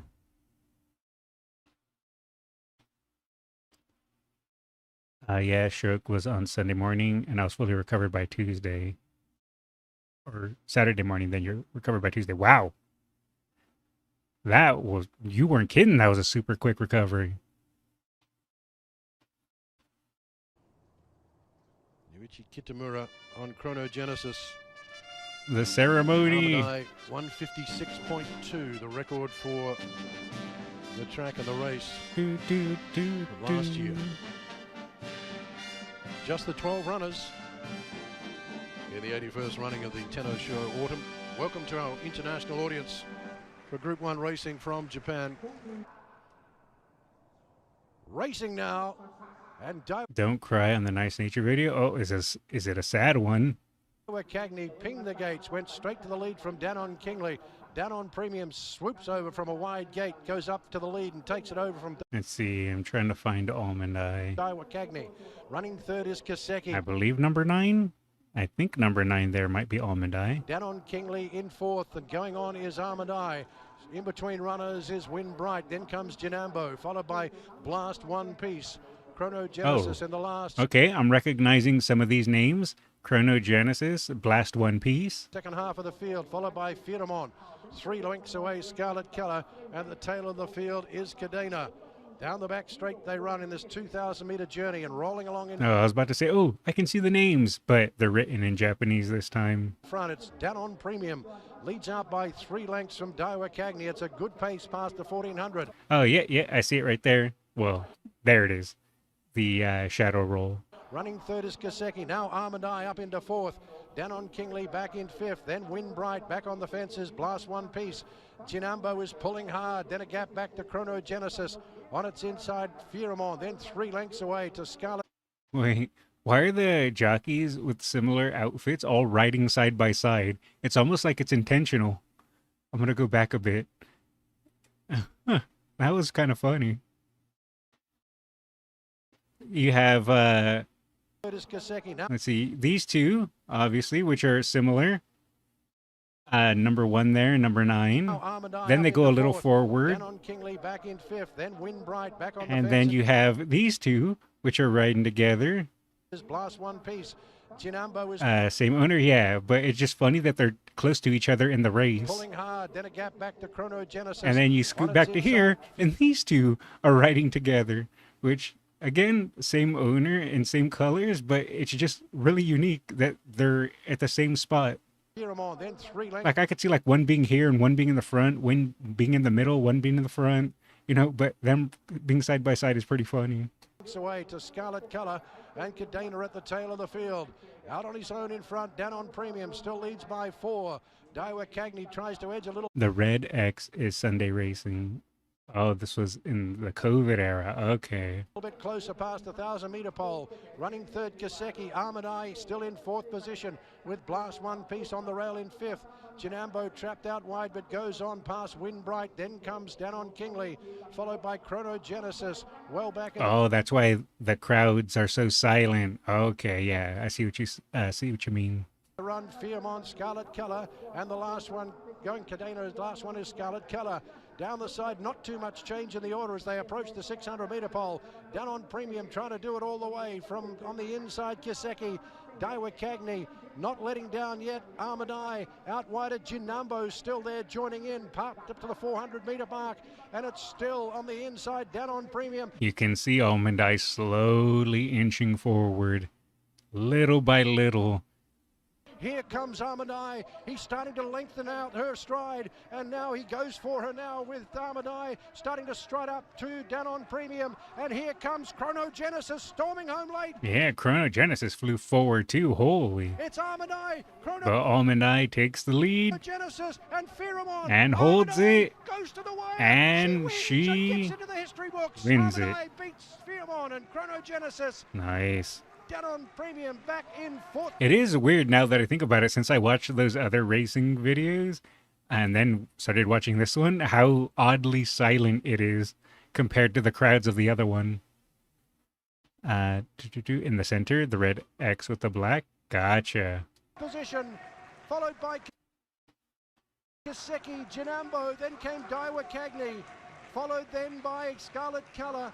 Last one piece, Windbright. The last one, Cadena pulling up quickly across the line, was Danon Kingley. He comes back to not a large crowd, 1,251 fans plus a host of staff. All right, now it's, I assume, just celebratory. Yeah, just celebration stuff. I think we can just go ahead and skip the rest of that. We saw the actual race. Alrighty, now we can watch the video with Justin Turbo, and then after that, Nice Nature. Here we are. Let me make sure it's not too loud. Ooh, look at those nice little carrot slices. Lemaire points out 8 fingers. Oh, don't forget subs. Oh, thank you, thank you.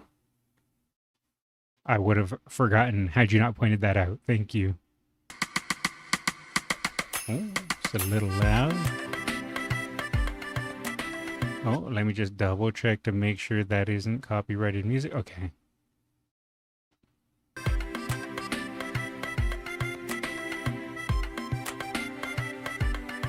It's already quite a bit past the time, but the number of subscribers on my YouTube channel has reached 1,000. Hey, congratulations! Thank you so much, everyone, for watching.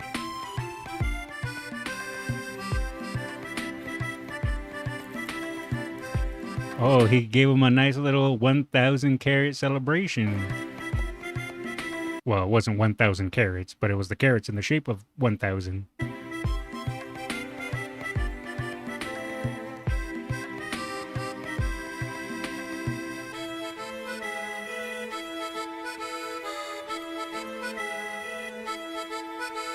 Once you catch up with the movie, you have to watch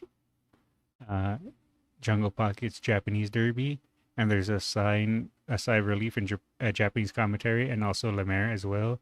It has a crazy reference. Two horses from Sunday Racing are following Almedai. Maybe the reason why there is not much spectator on Almedai race is because of the crowd. Okay. Adorable? Absolutely adorable. They're actually a big pressure before Almedai wins the 8 G1s. Oh, that's why. I see. I guess everyone was expecting it, and they had to live up to expectations.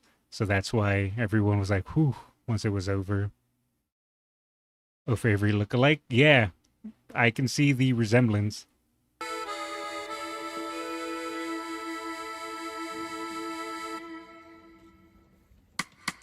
Nice little carrot snack.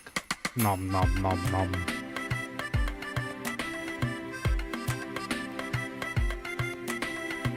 I'll keep munching on lots of carrots. I'll do my best.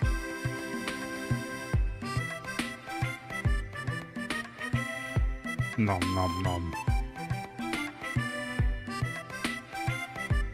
Oh, the other horse. I didn't even notice him until he bent down. Well, it was about 1,000 times more delicious than usual. Thank you for the meal. Oh, he's like, get that weird little plushie away from me. After the snack, I went for a walk with my owner. We came all the way back to the pasture for the first time in a while.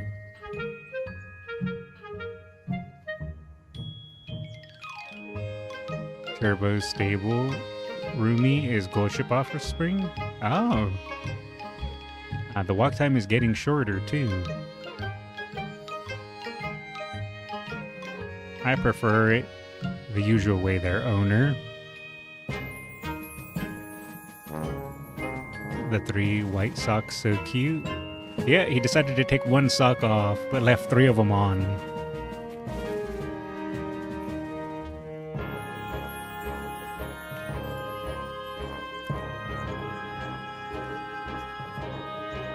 Fluffier compared to my short summer coat.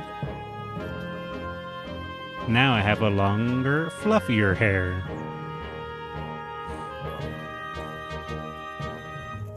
The texture is soft and fluffy. It feels really nice. Some of you might be worried. Might be out there. Justin retired because of injury. Around the area where I live. So far, there have been no bear sightings. Since it's starting to snow, it's better to... it's reassuring when they start hibernating for winter. Oh yeah, I didn't really think about that. That there might be bear issues. Because where I live, bears are pretty much non-existent. Because, well, I live in essentially a desert. So bears, not too many bears around here. If you head north, there's more bears in the more like wood areas, I would assume. But yeah, nowhere near where I live. There are bears here? Yeah, just not around where I live. There's black bears around you. We do have like coyotes and stuff like that. But not so much bears, at least around where I live. Since the stable owners don't like to show their faces, imagine if they use those horse masks that were everywhere in 2016 YouTube. I'm going to have to buy a skull mask. That way, if I ever do an IRL video, I can just put on a skull mask. Bears are a really big problem now in Japan, especially where they are in Hokkaido. Oh, really? Huh. You have to worry more about javelinas and coyotes. Pretty much. There's also like mountain lions and stuff like that as well. Coyotes. Now, I live in the city, so I don't have to worry about that. But if I were to go to downtown or South Phoenix, that's where you start getting coyotes and stuff like that. Because I live in Arizona. A horse skull mask, even. That would be funny. Here it's mostly spiders. Yeah, spiders, definitely, are your guys' big trouble there, huh? It's funny because the spiders here, yeah, there are a couple bad ones, but most of them are just chill. There was a time where I was streaming and a spider was crawling on my arm, and I was just like, "Oh, hey, little buddy, what are you doing?"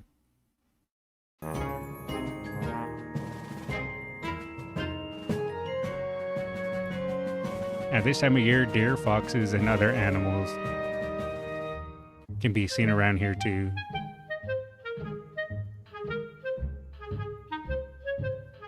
Especially the deer before you know it. They end up blending in with us in the pasture. Sometimes they even eat our food without permission.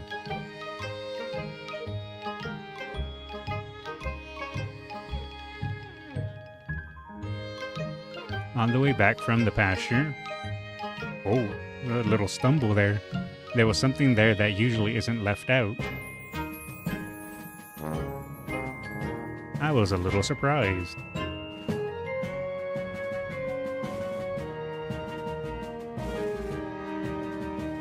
What was he surprised by? My owner says it's okay, but hope it doesn't suddenly start moving. What was it? What surprised him? Until I feel completely safe, I'll just stay here or stay still and watch. Checking is important, owner.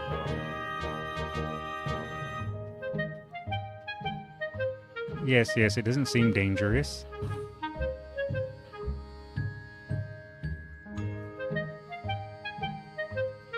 I'm curious.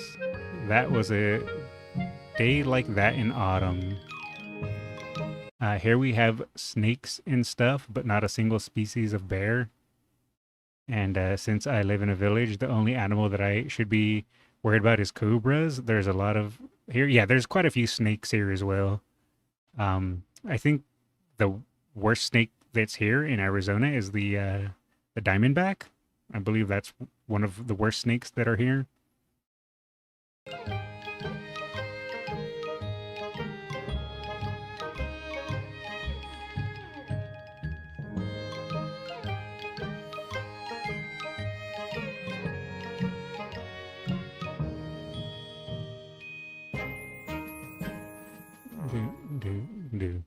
It's one of the deadliest snakes here, and also what are wait are the Diamondbacks baseball? I don't know. I don't watch sports. I think that's also our the Arizona baseball team, Diamondbacks. So it's a killer snake and our baseball team. All right, and now we can watch Nice Nature before Nice Nature November ends, because we are getting close to the end of November. So we have to make sure that we watch the Nice Nature video, because I believe next time I stream, November will end or have ended. So we have to watch this today. Arizona Diamondbacks is a baseball team. Yeah, according to Google. Yeah, I thought so. I just, like I said, I'm not a big sports guy. Love is bound. Oh, let me restart the video really quick and lower it just a tad. Yeah, do not go near Diamondbacks. Yes, you are very correct, Kel. Where I live, the only dangerous animals are other humans. True. The most deadliest animal of all, man. I know I have wolves around here, probably mountain lions too, but the most dangerous thing I've actually seen is the geese. Geese are terrifying. I remember when I was a kid, we went to feed ducks and geese, and never again, because those guys got violent. They're like, "You're not feeding me fast enough," and then they swarm you. Humans will always be the most dangerous animal, to be fair, and mosquitoes. True. We hate mosquitoes. They, well, I remember reading a news report about mosquitoes. I don't remember where, but they entered an area that they had never been previously, and now they essentially invaded that place. I want to say it was like Greenland or Iceland or one of those places, but I could be misremembering. Anyway, let us start the video about Nice Nature before Nice Nature November ends. Love is boundless. It transcends race and even species. The act of loving or being loved can completely change Oh, they just someone's wanted a life. hug. In this case, one horse garnered the support and absolute affection of his fans so much that their life would be completely different if he did not exist. That horse was Nice Nature. In 1987, a Canadian horse by the name of Nice nature. Our bronze medal, but a gold medal in our hearts. Nice Dancer, who was well known as the son of Northern Dancer and having won the last round of the Canadian Triple Crown in 1972, traveled to Watanabe Ranch and bred with Miyuki Urakawa, whose pedigree and racing career was below average. 1 year after conception, Nice Nature was born on April 16, 1988. Fun fact, Nice Dancer is the broodmare sire of Tokai Teo. According to Oh, Watanabe-san, Nice Nature had no special characteristics in terms of appearance, but he firmly believed, I cannot explain it, but I feel there is something special about this horse. In his second year of age, Nice Nature was sold to Masao Toyoshima and relocated to Matsunaga stable at the Rito Training Center in the summer of 1990. I won't give up first place in your heart. Nice nature to trainer. Damn, that's a quote right there. During this time, Nature's older sister, Lord Esper, severely injured her leg and was forced to retire after several failed attempts in her maiden Oh, race. poor This led the Teo. trainer Yoshimaru Matsunaga to be extremely cautious with Nature's training, and his debut was delayed until December. As a colt, Nice Nature was not that nice. I saw at the last second that pile of food that a Gurry Cap had. I gotta go back 1 second and see that again. Look at that. Until December. As a colt, Nice Nature was not that nice. He had a bad temper and refused to listen to the training staff. He Wait, is that why nice nature is a debuffer in the game? Because he didn't have a nice nature? often wrestled with the reins, ignored commands, and basically made everyone's life completely miserable. Some of the staff at Matsunaga stable started venting their frustrations. This horse does not listen. He's too stubborn. However, Nature's stable attendant, Hideki Baba, She was sad because it wasn't enough food. It was just a light snack. It's just a snack for a Gurry Cap? I guess so. Cinderella Grey Gurry would eat 10 times more? Damn. I guess I don't truly understand Oguri Cap's game. refused to give up and continued patiently caring for him. Baba never scolded or showed any signs of anger while tending to Nice Nature. I think Nature noticed the distinct difference of attitudes between Baba and the rest of the staff because he slowly relaxed and started to trust Baba. Only Baba.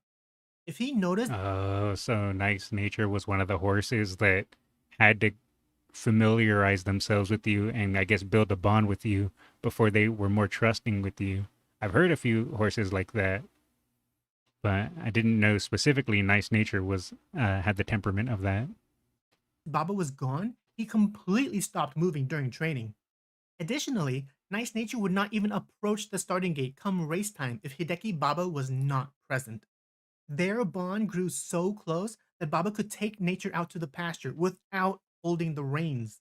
Nature followed him wherever he went, as if they were attached by an invisible thread. Everyone could not believe their eyes. The headstrong horse was acting as tame as a dog. The assistant trainer told Baba, I have never Adorable. seen a horse behave like this. It would be impossible if he did not wholeheartedly trust you.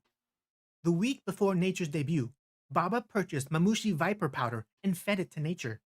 Mamushi powder is high in omega-6 fatty acids and other vitamins as well. Oh, I've never even heard of that. Mamushi powder? Most racing thoroughbreds are stubborn as hell. That's where they get their tenacity. Yeah, it makes sense.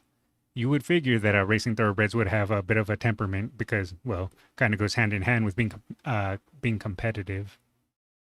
There's a video of Baba riding Nice Nature while holding the camera. Oh, interesting. It is known for improving the Wait, what is this adorable Hishi Amazon here? health of a horse's coat, cellular function, is a great source of energy. and most importantly, aids the inflammatory response and repair system. The powder was quite expensive, and there was a risk of contracting hives for humans, so many stables did not administer it to their horses. But Hideki Baba did. That was quite the cutaway. All right. He used his own money to purchase Viper powder, which came out to 300,000 yen for a week's supply of 3 doses per day. Needless to say, his dedication to nice nature is nothing short of extraordinary. In the game, there's an Easter egg about the snake powder if you set Oh. nice nature as your home screen Umamusume. Oh, that's a nice little Easter egg. Nature's racing debut finally came on December 2nd, 1990 at the 1200-meter turf Kyoto racecourse with Masahiro Matsunaga, son-in-law of the trainer, on the saddle. He was the jockey for Nature's entire career except for one race. Oh my goodness, a 20 stream streak. Damn. Additionally, he was the sole jockey for Nice Nature's mother. Unfortunately, despite everyone's efforts and preparations, Nature finished in second place due to his path being blocked on the final straight. Less than 2 weeks later, Nature returned to the same track and was victorious in his second attempt at the maiden race, but he came in at 6th place in the new year.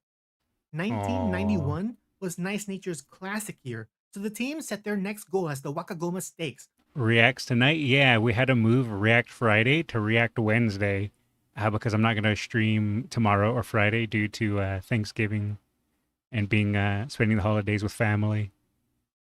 One of the trial races for the Satsuki show.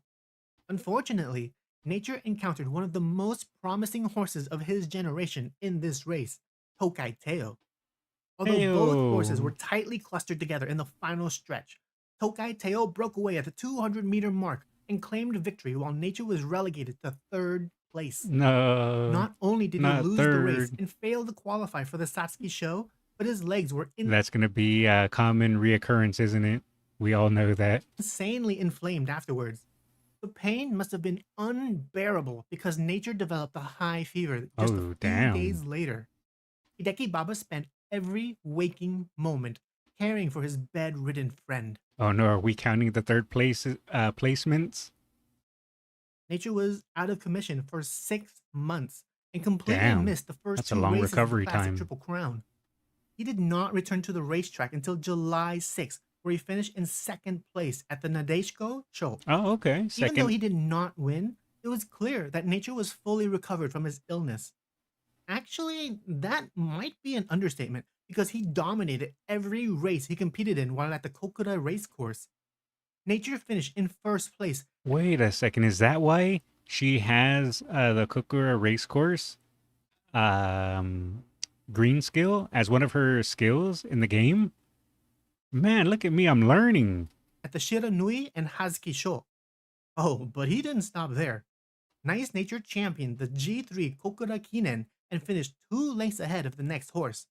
A month and a half later, he ran in the G2 Kyoto Shinbunhai and forged a fantastic comeback by passing 5 other racers in the final 100 meters and won the race by 3/4 length. His victory at the Kyoto Shinbunhai earned him the right to compete in the last race for the Classic Triple Crown. After Tokai Teo's injury and absence from the Kiko show, horse racing fans turned their gaze towards Nice Nature and praised him as the summer's rising star. Unfortunately, the laws of physics and horse racing do not allow a star to burn brightly forever. Even though he was the 2nd most popular horse in the Kiko show, he could not live up to everyone's expectations and finished in 4th place. 1 month later, 4th place. Nice Nature redeemed himself with a strong performance at the Naruo Kinen. After exiting the final corner, Nature led the pack and maintained his position all the way to the goalpost.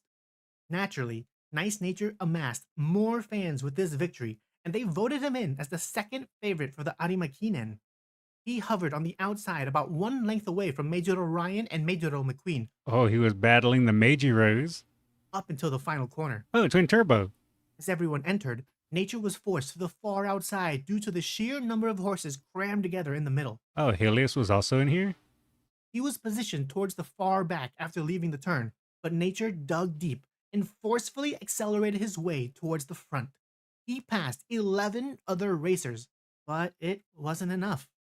Unfortunately, Nature lost the race and finished in third place, There's another third. about 2 lengths behind Majoro McQueen. Shortly after the race, Nature's legs were severely swollen. That was still really impressive, though. Having a bad position and still ending up third, not bad. It sucks, though, to hear that she seemed to be injured after the race. So I guess it'd be he because it was the actual horse, but it sucks that he was injured after the race, though. Obviously, he would not be racing at all during the winter months. Just as his legs were starting to recover, Mr. Nays may have perms. I can give you the perms for it in case Nays is busy at the moment. Oh, thank you, Nays. All right. And I will open that up. And we'll watch that after we finish this video. Just remind me in case I forget. his periostitis returned with a burning vengeance in early spring. Baba did the best he could to alleviate the pain and treat Nature's wounds, but there is only so much he can do. Nature's body needed more time to recuperate. He was forced to sit out all of spring and summer season. Man, every time Nature gets injured, he has to take a long recovery time. That's already twice that that's happened. Occasionally, nice Nature fans came to visit the stables and brought bundles of threaded origami cranes as gifts. These cranes are offered as prayers for happiness, healing illness, and providing sympathy in Japanese culture. Baba gladly accepted them and decorated the front of Nature's stable with the bundles. The game even references them during Nature's career Oh, by that's having nice. the trainer gift her an origami crane after the Kokura Kinen. Man, the game with the tie-ins that they do with the actual horses is always impressive to me. And every time I learn just a little bit more of how they integrate the two, I just have to take a moment to stop and just be like, they put in so much time, effort, and just love into this game. It's crazy. Finally, after 10 long months of rest and recovery, Nice Nature's first race in 1992 was on October 1st at the Mainichi Okan. Nature was quick leaving the gate and briefly followed the lead horse, Taku Helios, but he slowed down to a more comfortable pace and ran within the middle group. After leaving the final corner, Nature accelerated and passed several horses, but he simply could not catch up to the top two. No, not Nice Nature third. crossed the goal, 1 length behind Ikuno Dictus, and placed third. He did not fare any better at the Fall Tenno Show on the 1st of November either. Although Nature managed to place higher than his previous opponents, he only managed to get 4th place. 3 weeks later, Nice Nature found himself facing off against some familiar faces at the Mile Championship. The race proceeded as normal, with Nature running in the back half and making a mad dash for the finish line on the final Come straight. on, let's go. But just like before, his spurt fell Is it? short, and he Yep, finished third. in 3rd place. On the 27th of December, Nature entered the Arima Kinen as the 4th most popular horse. After being completely pushed to the outside last year, Nature ran farther up than normal to ensure his position next to the inner rail. He was within the top 5 racers after the first corner, but Majoro Palmer's suddenly took off and the pace was just too fast to keep up. Palmer's pace was Holy. so fast that Wow, look how much in the lead and how much they ran away from the pack. everyone except Taku Helios did not even bother to try keeping up with him. Nature was forced to slightly veer to the outside to get around another horse during the 4th corner. Once his path was clear on the home stretch, he ran with all his might and tried to Oh, close in Shower. on Palmer, but there was too little distance remaining. Both Majoro Palmer and Legacy World crossed the goal 1 length ahead of Nature. For the 2nd year in a row, Nice Nature finished the Arima Kinen in 3rd place. Oh, poor Nice Nature. Oh, the besties, BFFs, yeah, they were running together while everyone else was lagging behind. He rested for 1 month and was back on the track at the Nikkei Shinshun High, but he still could not muster up a win and finished in 2nd place. Not even the famous jockey Katsumi Minai who was well known for riding Tamamo Cross and Oguri Cap in the late 80s, could break Nice Nature's losing streak. He also finished in 3rd place at the G2 Hanshin Daishoten. When Nature ran in the Osaka High early April, even though he exploded past 7 horses from the far back, Meijuro McQueen was just too far ahead.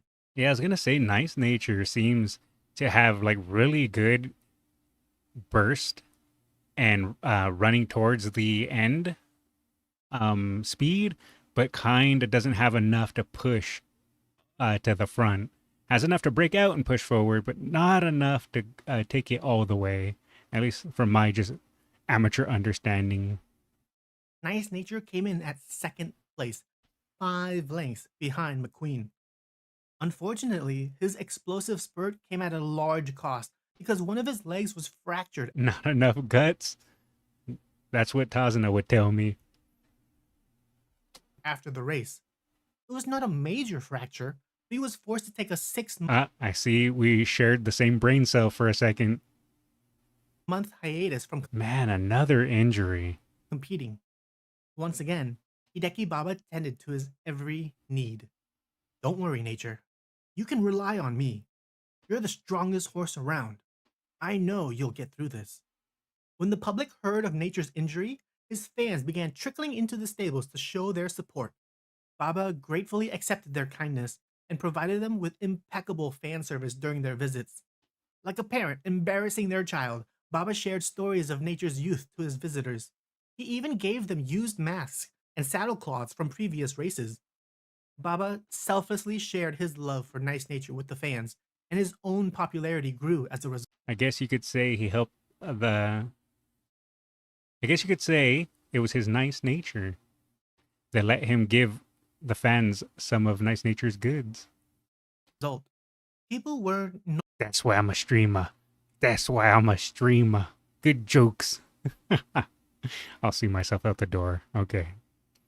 longer just visiting to see Nice Nature. They enjoyed Baba's company and hospitality as much as they enjoyed watching their favorite horse. Nature resumed racing on the 10th of October. Did Rudolph possess you? I might have gotten possessed there for a split second. It's all right. I'm back there. I made sure my top hat was tightened on my head. Not saying fan service as he shows gold ships dots at the screen. And ran in the Mainichi Okan, but he was defeated yet again. Mood awful. Care to guess his placement? Yep, Third place. Again. On Halloween, at the Fall Tenno Show, a Halloween Nice Nature race. chased after Twin Turbo and was at the forefront of the pack by the final corner. As soon as everyone entered the final straight, both Nice Nature and Twin Turbo were completely spent of energy and began falling behind. They watched every horse pass them one after another. Nature finished in 15th place, Wow. which is his lowest placement ever. I was about to say that had to be his lowest. Also, poor Twin Turbo as well, slowly gassing out, falling back further and further. Sorry, got out of vocabulary. It was Goshi's butt. Oh, okay, that's what I was confused about. His performance at the Japan Cup was also disappointing. He finished the race in 7th place. Despite his 2 previous soul-crushing defeats, Nice Nature's fans did not give up on him. If anything, his fans rallied How dare winning ticket still Nice Nature's third place? together even stronger and secured his participation at the Arimakinen as the 10th most popular. 3rd time's the charm, right? Nature started at the outer gates and stayed towards the back in the early section of the race. Once he reached the middle leg, he moved up and aligned himself next to Tokai Teo. After leaving the final turn, while Tokai Teo and Biwa Hayahide battled for first, Nature was busy Teo. fighting Mambo. off Ajikane Tanhoiza and barely managed to secure 3rd place by a head's length. Wow. Third- Mambo almost took that third placement. And yeah, this is where Teo, I believe this was Teo's comeback race. 3rd place for the 3rd consecutive year in the Arimakinen. Jaws hung wide open. Everyone was in disbelief. I mean, to be fair, they had Nice Nature as the 10th favorite, and they got third. That is still incredibly impressive. Several horse racing critics commented, "I can't believe he managed third place for 3 consecutive years. His opponents were different. The pace was different. His position and popularity were all different, but he still got third." The fact that he ran in the Aramikinen 3 years in a row is already great, but to achieve third every time, there is no doubt this horse has an unusual ability. It was at this time that Nice Nature earned his famous title, Bronze Collector. That's when he got the nickname. I mean, it is fitting. Hell, with my past two champions meeting results, I'm gonna collect that title myself soon as well. We do not talk about Reischauer's placement. Yeah, we don't. We don't. We ignore it. Pretend we didn't see it. By the way, if anyone saw that I uploaded the video of my finals results, there's a little hidden something in the thumbnail. If anyone saw it. Over the last 3 years, he came in third 8 times. He placed third so many times that in 1999, when the wide bet, also known as the Quiniela Place Bet in English, was launched in Japan, Nice Nature appeared as the mascot. At the beginning of 1994, that was some adorable fan art of her eating the little paper. Nice Nature was already 5 years old and turning 6, so you would expect him to retire, but his body was still full of vigor. His first race for the new year would be at the American Jockey Club, but multiple horses passed him in the last 100 meters and caused him to finish in 7th. His performance at the Mambo got first that time. Let's go Mambo. G2 Osaka High was better, but the lead horse was just too fast.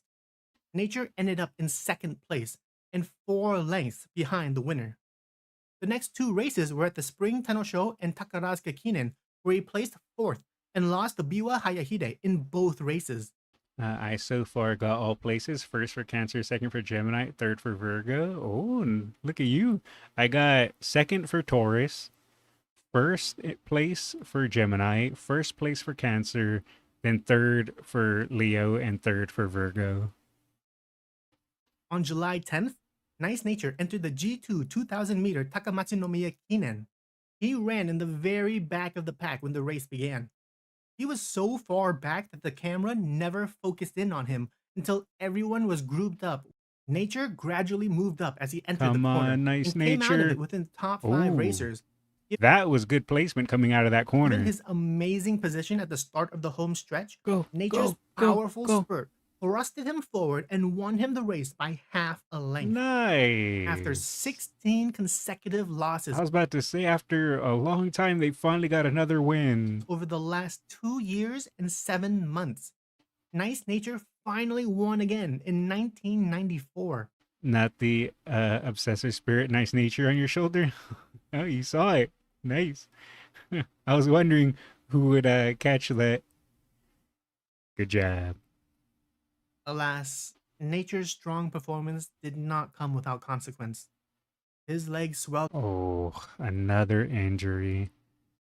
Man, every time Nice Nature seems to do well and start performing extremely well, another injury just happens and then sets them back, and he has to take like a 6-month plus break.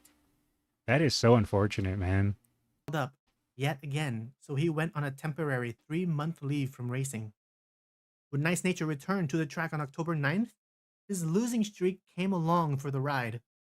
Nature finished in 6th place at his 3rd attempt in the Mainichi Okan.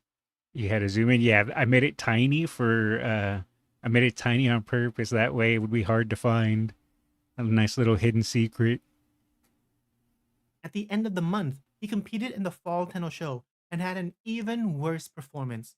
Nature crossed the goal in 7th place and lost to some familiar foes. Furthermore, when he ran in the Japan Cup at the end of November, Nature concluded the race in 8th, which was even lower than last year's placement. Despite his 3 consecutive G1 losses, Horse racing fans still voted him into the Arimakinen. Just like in his previous races, Nice Natured stayed towards the back half There's no way he's gonna get third again, right? during the early and middle stages Also, twin turbo. Jeez, look at that lead. The twin turbo special right there. of the race. He hovered behind Hishi Amazon while waiting in the rear and only started moving up at the 600-meter mark. Half of the competitors And then there goes twin turbo. Slowly falling behind. were tightly grouped up after entering That's the sound effect I imagine plays when twin turbo starts gassing out. and exiting the final corner. 6 horses were in front of Nature when he began his spurt for the finish, but try as he might, he was only able to overtake 2 and cross the finish line in 5th place. Oh, didn't get a third this time. Nice to Narita Bryan. Oh, Reischauer got third this time. In the anime, the team that Nature belonged to, Acela, only had horses that had never won a G1. Ah, that's interesting. Ran away both no stamina. Sadly, Nice Nature only got third in the Arima Kinen 3 times. I guess that's fitting, right? Getting third 3 times? It would kind of ruin the record if you got third 4 times. That way you could say you got 3-3. In January of 1995, Nice Nature's owner, Masao Toyoshima, passed away and discussions about selling Nature were underway, but the owner's son, Taizo, decided to keep him after he placed second at the Kyoto Kinen on February 17th. Afterwards, Nature was scheduled to run in the Osaka High, but his left front leg had a small fracture, so all plans were canceled for the foreseeable future. Obviously, Hideki Baba tenderly cared for Nature to the best of his abilities. 10 months elapsed before Nice Nature returned to the racetrack. Just like his last break, his return was engulfed with poor results. 8th place at the Kyoto Daishoten, Ouch. 13th place at the Japan Cup. Ooh. However, in spite of these outcomes, the fans' love for Nice Nature enabled him to enter the Arimakinen for the 5th year in a row, which only Winning is not important. What matters is to leave a mark. That's true too. 2 other horses have done up to this point in time. Unfortunately, love cannot win a race. Nature was overpowered by the other monstrous contenders and finished at 9th place. Oh, from third to third to third to 5th to 9th in Arima Kinen's. Surprisingly, his career did not end there. Nature continued running in 1996, but his best run of that year was 4th place. Every race after yielded worse results. Yeah, at this point, I think Nice Nature was past his prime. 6th place. And sadly, it felt like a lot of it was due just to being injured and having to take huge recovery rest breaks. 8th, 10th, and 15th. Oh. Nice Nature fans cheered him on relentlessly through these difficult times and never gave up their belief in his potential. Their love for Nature prevailed yet again, so he was scheduled to run in the Arimakinen at the end of the year. Everyone was extremely excited for his 6th consecutive appearance at the Arimakinen, since this would be a new record in Japanese history. However, in the weeks leading up to the race, Hideki Baba discovered a crack in Nature's right front leg. Flushed with worry, Baba reported the injury to the trainer and a veterinarian was called. After a thorough examination, the veterinarian declared the fracture was incredibly small and there should be no problem if Nature ran. Ooh, that is risky. I mean, obviously the veterinarian there is an expert and would be able to tell that that is the case or not. But if I was the owner, I don't know what I would do there. If the vet says it's okay, you would trust the vet, but do you take that risk and possibly make the injury worse? Baba shot up with a paternal-like instinct and firmly stared at Matsunaga. With tears rolling down his face, Baba desperately cried, "Please, reconsider. He has broken down so many times and we have been lucky so far, but I don't think he can take another one. If he suffers the same fate as Reischauer, I cannot bear it."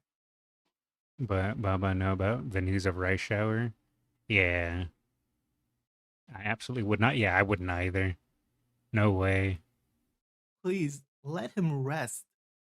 After taking a deep breath, Matsunaga replied, "You know Nice Nature better than anyone else. If this is what you believe, then it can't be helped." Their plans for the Anime Kinen were cancelled, and Nice Nature was immediately put into retirement. Nature's final career record stands at 7 wins out of Nice job to the the trainer and to Baba for convincing the owner, and Baba for convincing the owner. Thank goodness, 41 because that could have ended horribly. starts. Over his entire career, he competed in 34 consecutive graded races, with 16 being G1. Additionally, Nice Nature held a 27-year-long record for the most prize money won by a non-G1 winning horse at 604.7 million yen. Damn, not Of bad. his generation, the only Teo other step. horse that earned more prize money than Nice Nature was Tokai Teo. After his retirement from racing, Nice Nature would move to Hidaka Stallion Station in Hokkaido to begin his breeding career, but when the carriage arrived to transport him, Nature repulsively refused to board it. For the first time in 6 years, he did not listen to Baba, as if he reverted back to his stubborn ways before his debut. He stared longingly at his stable, and then to Baba. It was as if he had the foresight to know that he would never return and never see Hideki Baba again. When they finally got Nature on the carriage, Baba and the rest of the staff watched as it disappeared over the horizon in somber silence. "I'm going to own a child of Nice Nature one day," Baba expressed as he reluctantly returned to work. Even though he was separated from his cherished companion, Baba supported Nature in his own way. He continued sharing stories of Nice Nature's time at the stable. Man, why they gotta separate them? He was very popular because he competed in the Rima Kanen 3 years ago. And how he overcame great adversity. Additionally, Baba approached several toy manufacturing companies and convinced them to produce plushies and other goods of Nice Nature. I do like those little plushies. At that time, the only plushies made were of famous winning horses such as Oguri Cap, so fans of less successful horses did not have much in terms of merchandise available to them. Without a doubt, Hideki Baba is a major contributing factor pertaining to the popularity of Nice Nature. The love he had for this horse was so great, it was contagious. 2 years after Nice Nature left, Baba attended a wedding of 2 Nice Nature fans he met when they visited the stable. The couple did not know each other at the time. They met and fell in love because Wait, they met and fell in love due to Nice Nature and watching Nice Nature race? of their shared affection for Nice Nature. Wow. On his way home from this joyous occasion, Baba drove along Oji Marine Road number 430. This breaks my American brain.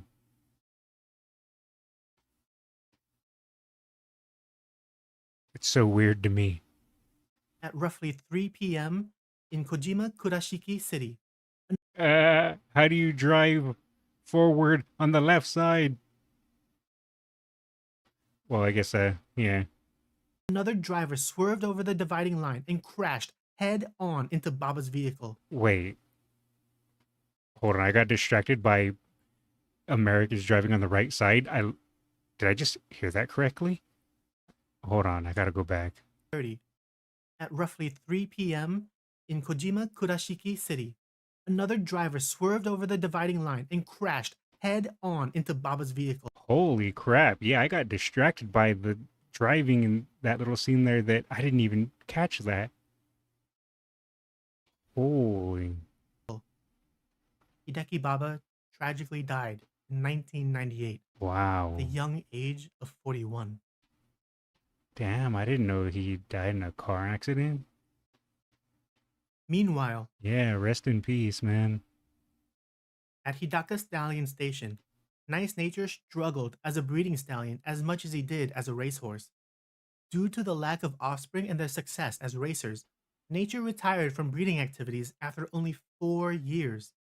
He produced just 17 foals, and only 3 of them were able to win, but none were in graded races. One of those horses was named Saint Nature, who suffered 6 defeats at his maiden race. He finally won his 7th attempt with Ryuji Wada, TM Opera O's jockey, on the saddle. 8 months after Opera O's retirement, Ryuji Wada personally requested to ride Saint Nature. Why, you ask? It's simple. Ryuji Wada loved Nice Nature. His father, Oh, I didn't know that. Amoru Wada, That Ryuji Wada was a big fan of Nice Nature. was Hideki Baba's co-worker and assistant. Oh. As a young teenager, Ryuji Wada often visited his father at Matsunaga Stable to ask for some pocket money. While there, he was able to interact with and pet Nice Nature under supervision. Up until TM Opera O, Nice Nature was his favorite horse. Ryuji Wada has stated that his love for Nice Nature and the horse's unbreakable spirit is one of the reasons why he decided to become a jockey. That's In some 2001, cool lore. when Nature retired from breeding, the owner transferred Nice Nature over to the Retired Horse Association, the same non-profit organization that would go on to own Taiki Shuttle and Meisho Doto in 2017. Nice Nature was moved back to his birthplace at Watanabe Ranch. Over the years, Watanabe Ranch ceased being a horse production ranch because Harumi Watanabe discovered some of the horses produced by the ranch went missing. Wait. This was a covert term used in the industry to hide from the general public that retired horses were sent to a livestock dealer and slaughterhouses. Crushed with Oh. overwhelming guilt, Watanabe repurposed the ranch into a foster home for retired horses and welcomed Nice Nature back with open arms. Well, I'm glad that he purchased it and repurposed it. Nature spent the rest of his life at Watanabe Ranch, living with other horses, including his mother, Miyuki Urakawa. His father, Nice Dancer, also lived out his life after breeding at Watanabe Ranch, but he passed in 1997. Miyuki Urakawa also passed away in 2017 at the age of 36. She is the longest lived thoroughbred mare in Japan. The same Yeah, year I was going to say 36 is really old for a horse. Wow. of Miyuki's passing, the Retired Horse Association held a birthday donation for Nice Nature, who just turned 29 years old. Initially, the money raised did not even reach half of their set goal of 500,000 yen, but it successfully informed the public that Nice Nature was still well. Many fans, old and new, were surprised at how long Nature has been alive. They speculated that he was holding on to life because he was waiting for his dear friend Hideki Baba to return. If only that was possible. The donations collected grew every year, and in 2021, when Umamusume Pretty Derby was released, the donations exponentially exploded. 13.6 million yen was collected on the very first day. Damn. Nice job, Umamusume game. Which was over 4 times the goal. Hilariously, that year was Nice Nature's 33rd birthday, and on the 3rd day of the campaign, the amount raised was 33,330,000 yen. Did they do threes on purpose? Because if so, that was a nice touch. The vast majority of donations received were in the amount of 3,000 yen. By the end of the donation campaign in Or was it a coincidence? 2021, 3, I'm sensing a pattern. Yeah, same here. they had raised 35.8 million yen. In 2022 and 2023, they raised 54 million and 74 million yen, respectively. Sadly, just a few weeks after the donation period ended in 2023, Nice Nature took his last breath. Aww. The following is a retelling of the last few weeks of Nice Nature's life from Harumi Watanabe's memoir. In early May, Nature became a picky eater. He tried to eat hay and beet pulp, which is common in horses with stomach ulcers.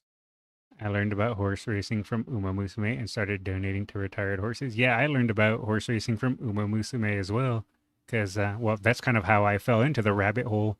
I've told this story on stream a million times, so you guys probably have already heard it. But I started playing the game as a meme, and because I thought, oh, this is silly, haha, horse girls running on a track. And then YouTube recommended me a video about Goldship, and I thought it was about the character from the game. So I go, oh, okay, sure, why not? And I'll watch it. And that day I learned that the characters were based on actual horses. Fast forward 3 or 4 months, here I am now learning about the actual horses, learning about horse racing, and learning about the characters in the game. Medication was given, but it had no effect. I performed a blood test on the 6th, but it returned with no abnormalities. On the 16th, I watched him graze for an hour and a half to make sure he could get his food down. Luckily, he seemed to be eating normally. However, during the afternoon of the 17th, he developed a high fever of 40.1 degrees, so we had a veterinarian administer intravenous drips in the evening. Oh, man. Retired horses must be protected, yeah. Let's check USA local donation drives for retired racehorses. There has to be some around my area, I'm pretty sure. My best friend watched the anime because of edits and told me it was pretty good. Then I watched and fell hard into the rabbit hole.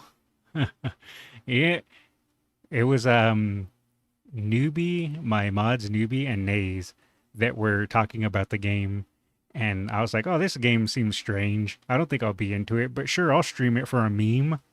And, well, like I said, here I am. He must have had a really bad headache because he continuously tilted his head from side to side. I gave him some antipyretic painkillers and he calmed down for a little while. The next morning, Nature's blood test showed higher infection and inflammation levels, so I began antibiotic injections. Later that night, the painkiller stopped working and his fever was at 39.5 degrees.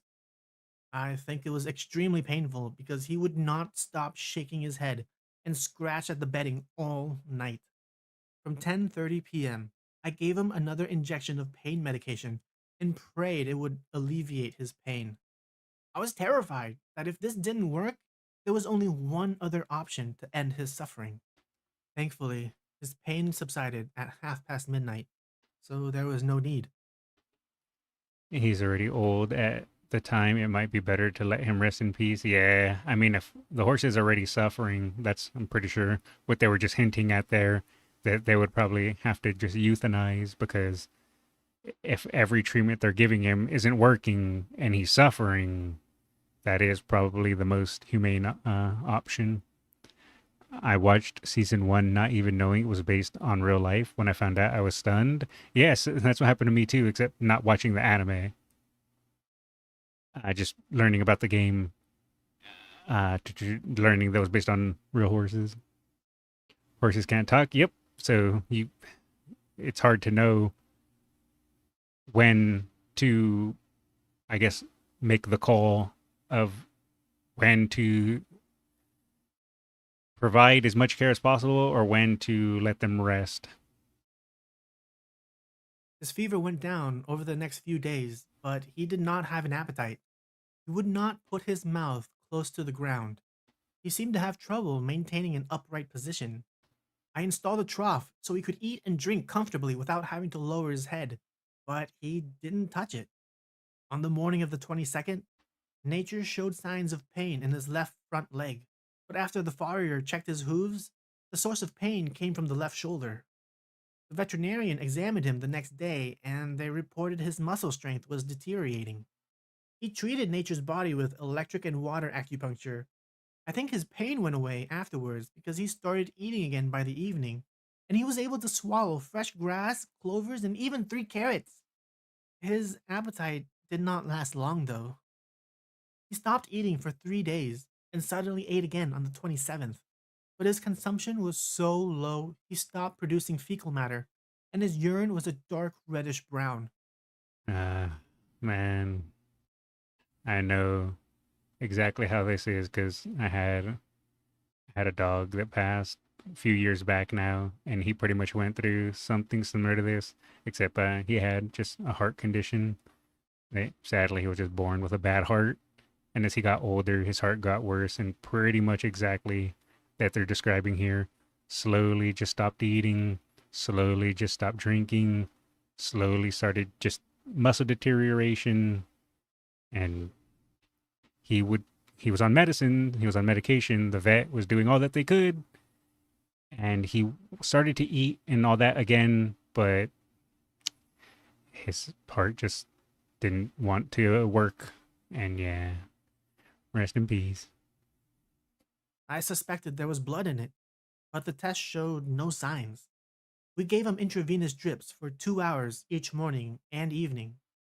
From May 26th and onwards, the veterinarian inserted a needle on the right side of his neck to provide him with as much nutrition, calories, pain relievers, and antibiotics as he needed. They also examined his body, and I was relieved to know that his intestines were moving normally. Over the next few days, more blood tests were performed, and each one came back worse than the other. His infection values continued increasing, and the antibiotics did not help. Abscesses formed inside his body, and normally you could take the horse to a clinic to remove it. But in Nice Nature's case, there was no way he could survive the trip and surgery.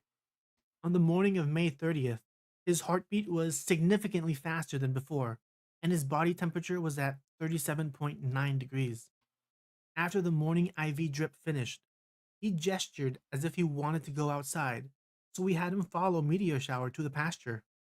At 11:25, Meteor Shower and Nice Nature trudged along to the middle of the pasture.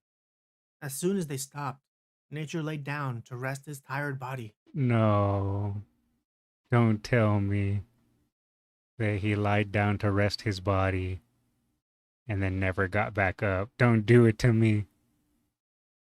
He tried to get up several times, but he just did not have the strength to do so. I immediately called the veterinarian over as I covered his body with a large insect repelling suit to block out the sun and draped 3 wet towels on him. The veterinarian rushed over, and after a brief inspection, he reported that Nature's gums were whitish purple and his pulse was weakening. He was at his limit. We got on the phone with the Retired Horse Association and explained the situation as well as our decision. They respected our choice. We wanted Nice Nature to leave as painlessly as possible, so the 3-step method for euthanasia was performed. It involves Yeah. sedation, anesthesia, and finally, the drug that stops cardiopulmonary function. In most cases, emphasis on financial cost takes priority, so many horses are only given step 1 and 3, or sometimes only step 3. I have known this horse since his birth, and there was absolutely no way I would make him go through that. After the sedative was injected, Nice Nature's stiff expression relaxed, and he was at ease. A few minutes later, the vet injected the anesthetic, and we all watched Nice Nature lose consciousness. Once he stopped moving, we injected the last medicine. Nice Nature quietly passed away at 12:40 p.m. Rest He in spent his peace. first year of life on this pasture, and he left this world on this pasture. I laid down next to his still body and recorded a video. I wanted to share with everyone the last beautiful scene Nice Nature saw. A gentle breeze blew across the blue sky, with birds chirping in the background. Even though he endured a lot of pain in his last days, I think he lived a happy life, and we were able to send him off with the happy end he deserved. Nice Nature was Yeah, he did. Lived a long, successful life. And it was time for him to rest. immediately buried the next day at Watanabe Ranch Cemetery. His final resting place would be next to his mother and father. Additionally, Nature's younger brother and sister, his daughter, and friend, Saint Missile, are all buried nearby. After a long life of 35 years and 44 days, Nice Nature can rest in peace with his family and was finally reunited with Hideki Baba in the afterlife. After his passing, the birthday donation was renamed to the Nice Nature Memorial Donation. Fans continued pouring in their support and raised 74.8 million yen in 2024, which is the highest amount ever raised. In total, Nice Nature's donations have raised roughly 242 million yen. The money is used for Wow. fostering and caring for retired racehorses. Man, so even after Nice Nature was gone, he's still helping out the other horses by the fans donating and just helping out. Because of everyone's love for Nice Nature, dozens of retired horses have been given a second life. The power of love is truly incredible. Building connections, giving a small gesture of thanks, or simply being kind can completely transform another's life. It's easy to get lost in your own world. Don't forget that your existence affects everyone around you. Take a moment and enjoy the company of others. Make some memories. You might just change someone's life one day, just like Nice Nature did. That was a good video. We'll drop a like, as always. Man, this is getting me tearing up. Yeah, that was a bit of a rough one. A long life with so many people who loved him, especially his trainer. Yep, very true. Oh, by the way, this is just manners. Don't speculate on living racehorses' possible death. That's just rude. I guess it depends on how you go about it. If you say, oh, this horse is old, I hope they have a few more years with us, I don't think that's bad. But if then you can, on the other hand, be like, oh, this horse is already this old, he's probably next. Then yeah, I can see how that's rude. So I guess really just depends on how people go about it. All right. Well, I was sent this video in the Twitch chat, but we were watching the Nice Nature video. So we can go ahead and see what this is about. She took a bite and fell asleep. Well, let's find out. Sleeping in front of a fan. Oh. Wait. Her popsicle. Why did she fall asleep with the popsicle and now the fan is crushing her head? Oh, wait, her little things are going through. Okay, I see. I thought it was slapping her head for a second. What are feelings is gonna...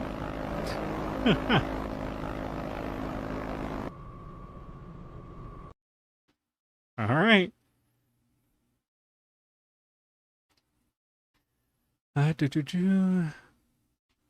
Some memes to cheer up a little bit now. Yeah, we can do some meme videos. We have some licking light bulb videos, and we have like a horse, infinite Umamusume.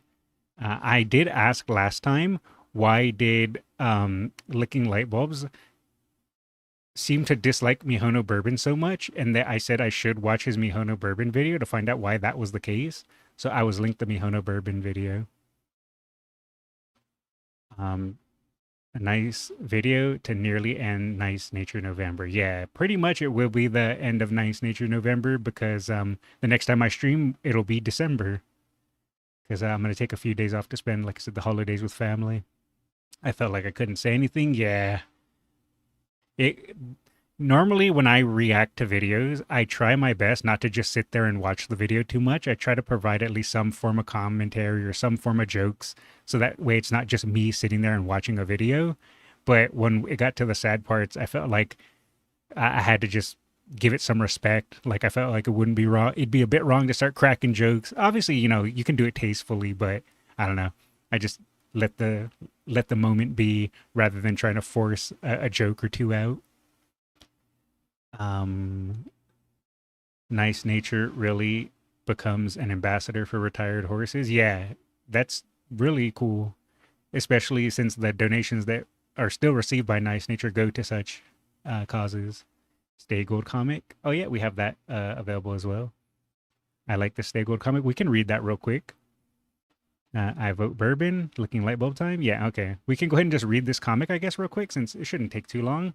And then we can, is it just this one here, or is there multiple ones?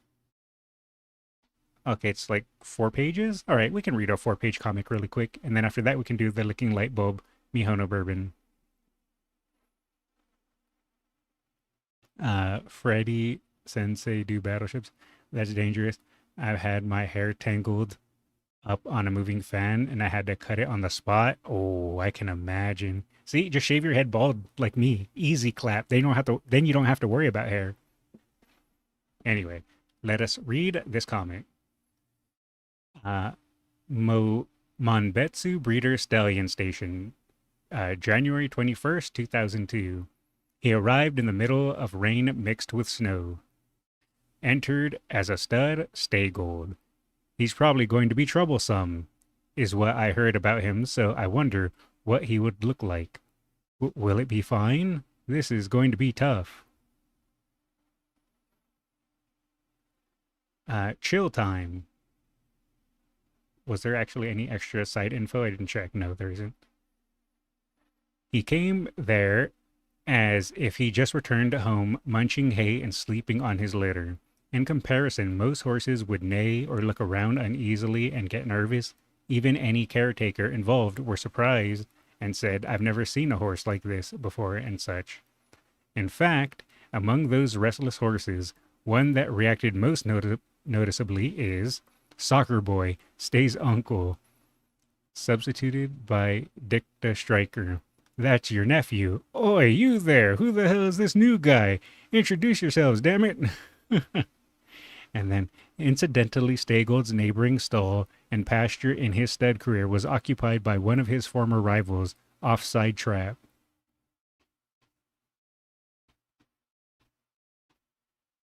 Oh my.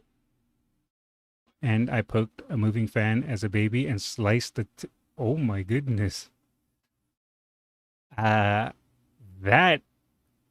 yeah, that is extremely unfortunate.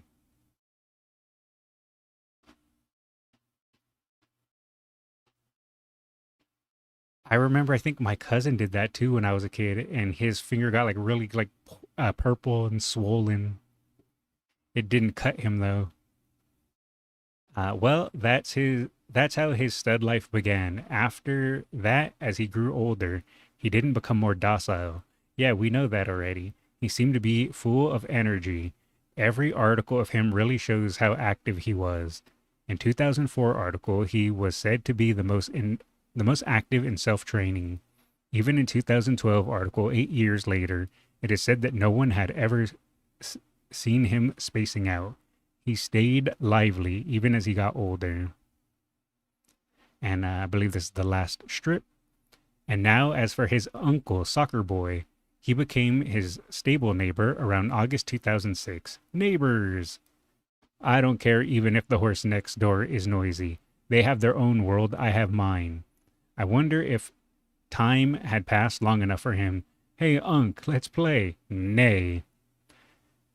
To the point that he got used to it and started ignoring Stay. Let's roleplay Kino's journey. I'll be Kino and Uncle will be Hermes. Ain't that made me a bike? I think that might have been some mistranslation, but I'm not sure. Unless it's just something I don't understand. The fact that he no longer chased away crows and let his mane be pulled out. Maybe he was grown up too. I wonder if Oguri and the others are doing well. And there's him chasing a crow. And I believe that is all of them. The third panel had extra text. I think it was just 2004 Ano Uma wa Ima. I don't know what that means. And then Japan Racing 2009. Yushin Japan Racing 2012. There were just dates. Oh, I didn't see the side text here. Given how much he moved around, he probably ate more than others. It's no doubt that he was still exercising after retirement. Okay, yeah, I missed that. Okay, I didn't see the side bit. The keynote was a reference to Kino Journey and anime manga, I think. Ah, okay. I just wasn't aware with that then. No, it's not a wrong translation. Hermes is the talking bike that Kino drove in Kino's Journey. Oh, okay then. I think it was just not proper English that confused me then. Because I believe there would be, wouldn't that make me a bike? Not that made me a bike. That's what confused me. Oh, those are the citations. Gotcha. All right. So now with that, we can go ahead and move to the Licking Light Bulbs Mihono Bourbon video. There is. Like I said, I'm somewhat new to Licking Light Bulb's videos, and I have been enjoying them every time that you guys have sent them. So I am a big fan. And I questioned why he disliked Mihono Bourbon so much. And now we will finally have that answer solved and that question resolved. Let's find out together. There is nothing like cold coffee at 4 p.m. Wait, that's good. I will Cold coffee at 4 p.m. And yet you have me drinking hot coffee at 12:30 a.m. actually watch the debut race just so she doesn't get any whimsical, silly ideas. Okay, good start on the inside. That's ideal. Look. Clanker. Should you not win this, I will resort to I was wondering if he was gonna have some build up into calling her a clanker, but no, he just called her a clanker right out the gate, huh? of violence that will still be preserved in caves by the year 5000. Okay, she actually wins that. Okay. I need more cold coffee. Energy gamble! Yes. Thank you, so wait. I'm one of those weird people that it doesn't matter what time I drink coffee. I could drink coffee and then instantly go to sleep. Coffee just doesn't affect me. I don't know if it's because I've been drinking it for so long that my body's just used to it, but I could drink an entire cup of coffee and then just instantly go to bed. That's a shit skill, but I don't have anything else. If my stamina is not sufficient, I shall be chained up on the market square and have tomatoes thrown at my face. We should be good with the skill proc. Yeah, there we go. Yep, coffee is a comfort beverage for me as well. I'm the exact same. I had a hot coffee at 12 p.m. in a tropical country with 35°C temperature. 35°C, I gotta Americanize that. I think that's... Isn't that like 118? Somewhere around there? Maybe I might be off. Don't you dream a lot after? No. I do dream, but it's usually 9 out of 10 times I don't remember them. Or I instantly forget them as soon as I wake up. Coffee inversely affects me. I feel sleepy afterwards. That it isn't a joke. Oh, 35°C is 95 Fahrenheit. Okay, then I was way off. I don't know what I was thinking. I feel sleepy afterwards. That isn't a joke anymore. I don't want to resort on energy drinks. Yeah, I don't drink energy drinks because I'm afraid of them. Because I'm an old man. I'm just like, in my mind, if I drink an energy drink, I'll just die because it's gonna make my heart explode. But that just is me being a terrified old man. It's strong, but the support cards are strong too, and it becomes unusable. Usually coffee makes me have dreams where you keep getting up and dreaming about the same stuff. Really? That's weird, Yuka. For the longest time, I could not get her to URA finale until recently. Oh, so does Mihono Bourbon have like a difficult career run? I drink energy drinks and it caused me to get insomnia for 3 days and nights. Ooh. Yeah, I'll pass on that. Actually win this. Yay. That was way closer than it should have been, but okay, we do win this. That's good. Oh, it's because of anxiety. I gotcha. Same, I'm terrified of energy drinks too, but I need something to make me awake for very long. For work and stuff? Yeah, for work and stuff I could see it. There's a few times where I thought, like, man, when I'm streaming, sometimes I get like a little, like start losing a little bit of energy. And I thought to myself, I wonder if I should try an energy drink to just like give me that little bit of extra boost. But like I said, I'm terrified. I'll just keep with my coffee. That's why I have a coffee when I stream. She just keeps getting one place short of her goal. I hated it. Oh, that's rough. That's good. Good job. Should you go undefeated, Clanky, I might actually call you by your real name. If you don't, I will continue to call you Clanky without... So that's why he continuously calls her Clanker, because she didn't have an undefeated run. Look at that, we're learning the lore. Recreate with Tazna for energy skulls? Maybe. Rebels intentionally oblivious to the fact that you are in fact a horse and not a robot. Give me energy. Can you be a horse robot? And that's actually, you know what? Yeah, we always gamble on those. I know exactly how he feels where you start to mess up your words and you mumble it, so you just go all the way with it. We don't lose those. Yes. I will. Mile and long, not A aptitude, but she has those races. Oh, okay. So she has mile and long races with no A. So you have to specifically run those. Yeah, that's annoying. The rest. And then we'll have double or triple speed training. Whatever. Yeah, get the stamina skill here just to be safe. And then we should be fine here. Let's fuck. Fuck! We are cooked here. Well, at least I can continue to call her Clanky. 4th place. I think I actually have to retry this. That's pathetic. That's just sad. Not enough skills, Harsner. How about you shove those skills up your ass and back out of your mouth? I could not learn any more skills. So what the fuck do you want from me? Now, this inspiration Sounds like a skill issue. Please, don't boo me. Don't boo me. better be good. Wow, that was shit! Yay! Yeah, we are cooked here, but ultimately I just want a rank who it doesn't matter whether she wins all of the races or not. We are not winning this! Okay, ult at least. I do like her ultimate.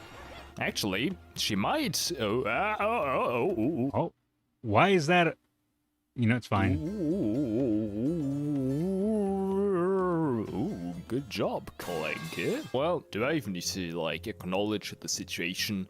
Like, do I even need to, like, tell a story or build up anticipation? No, I don't. Yeah. Easy. We always win those. Well, if it had been double or triple speed... No, don't gamble on it. Don't do it.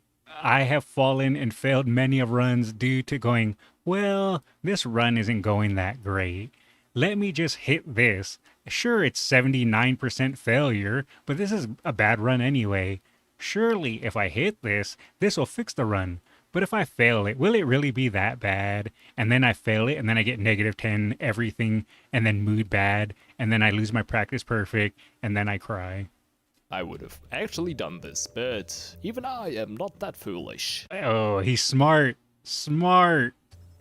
Usually. Now get Triumphant Pulse. Actually, it doesn't do anything for me. I just realized here.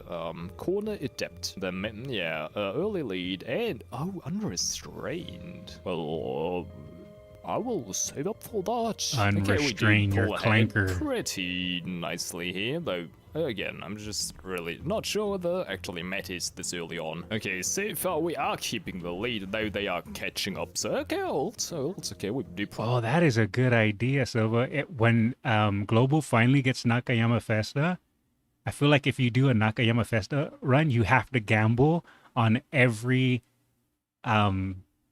roll or every training session. And if you don't, it's not considered a proper Nakayama Festa run. I might have to store that in my memory banks, even though sadly my memory bank is only like 10 kilobytes. Rockhold. Okay, that's a good lead. Okay, we win here. Let's go. Final push hint. Okay. Ryshar's gonna jump scare him. Yep. Let's see. I said that out loud with my mouth. I will say, I'm not. I do say internet speak when I'm streaming from time to time, and it sometimes does leak into real life. Like, what's a good example of like, I don't know. I don't really say pog or anything like that. I feel like that's like 2020 internet slang, but sometimes I'll use an internet slang word in real life, and then I'm just like, ooh, I actually did that. Ugh.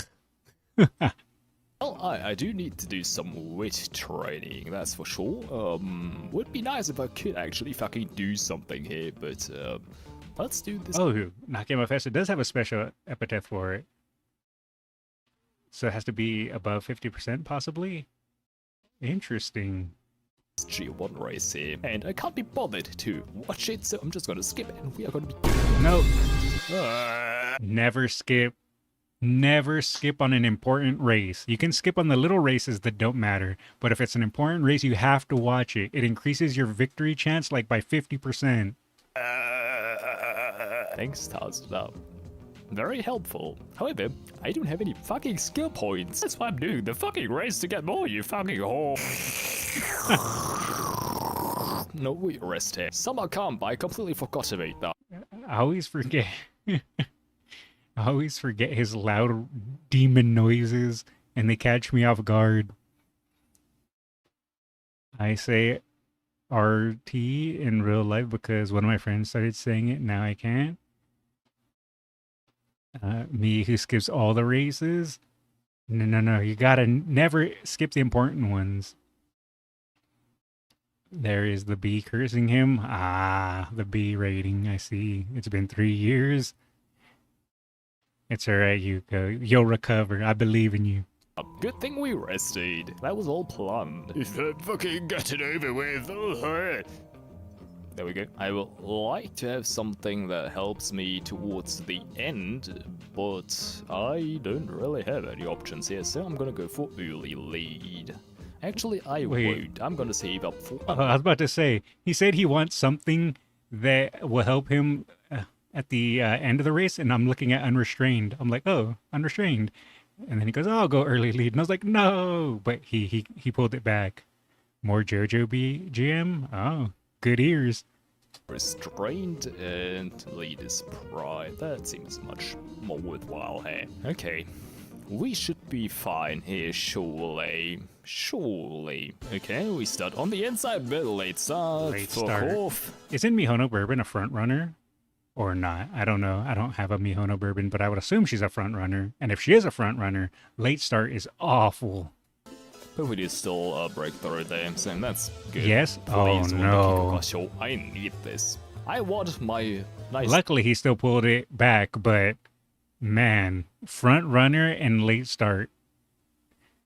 You might as well just restart your run at that point. Nature to be potential 5. I need the fucking banners here. I need the rewards, please, win this. Not for your sake, but for as nature's sake, please. Thank you. We should be fine here. The fat ass can't catch up. She isn't even on screen, which is impressive because she is so wide that usually she takes up an entire 3540 by 1400, which is Jeez, just roasting her. a weird ass resolution, but that's how much she takes up. We won, yay, and apparently I never did, so it's not sped up, which I will do now because I don't care about her as much as I do drag on her. I don't actually mind her at all, otherwise I wouldn't be fucking doing this if I actually hated her like fucking I'm having a fucking stroke. That's my favorite Uma. Biwa. Yeah. Wait, did I rest? Wait, I did recreate.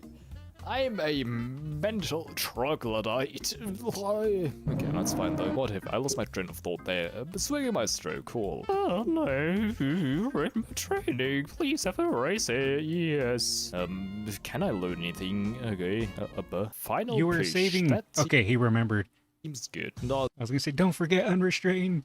the best start, but we are fine here, and we continue to be fine. We should be completely fine here. Oh, this is actually looking a little scary with Meijiro Ryan, Hishi, Amazon, and Rice Shower right on his tail. Final push procs, and then That Rice Shower's kind of scaring me right now. on the straight here, maybe ult? Yes. Oh, that is a nice lineup there. It's easy. Yeah, we win the Aribaki with the clank. I like Biwa. Yeah, me too. Do you like my singing? Subscribe for more singing. Actually, maybe that's gonna detract from my cause more than it would contribute to it. So, subscribe for not more singing. Good energy.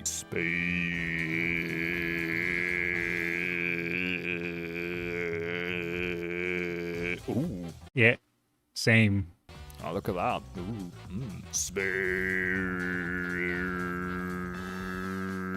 Fucking hell. No speed. Fuck all. That he became a didgeridoo for a second. I'm having a stroke again. Whatever, skip. Now go for...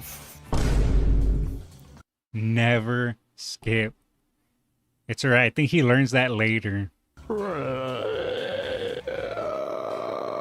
We lost to that. To that. Are you fucking kidding me? Trying to decide who to build for the next CM. I have a feeling the next CM will be Gold Chip. It'll be the Gold Chip Cup. I don't know for sure, but that's just my guess. You mean that? Do you really mean that? Do you really mean that? Reporting diagnostic results. Meine damage. That's the same thing that Drake says when he goes down into his basement and kicks one of the boxes that's in there. Take a break.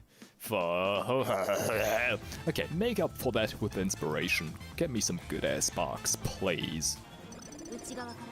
A lot of speed and stam, not the worst.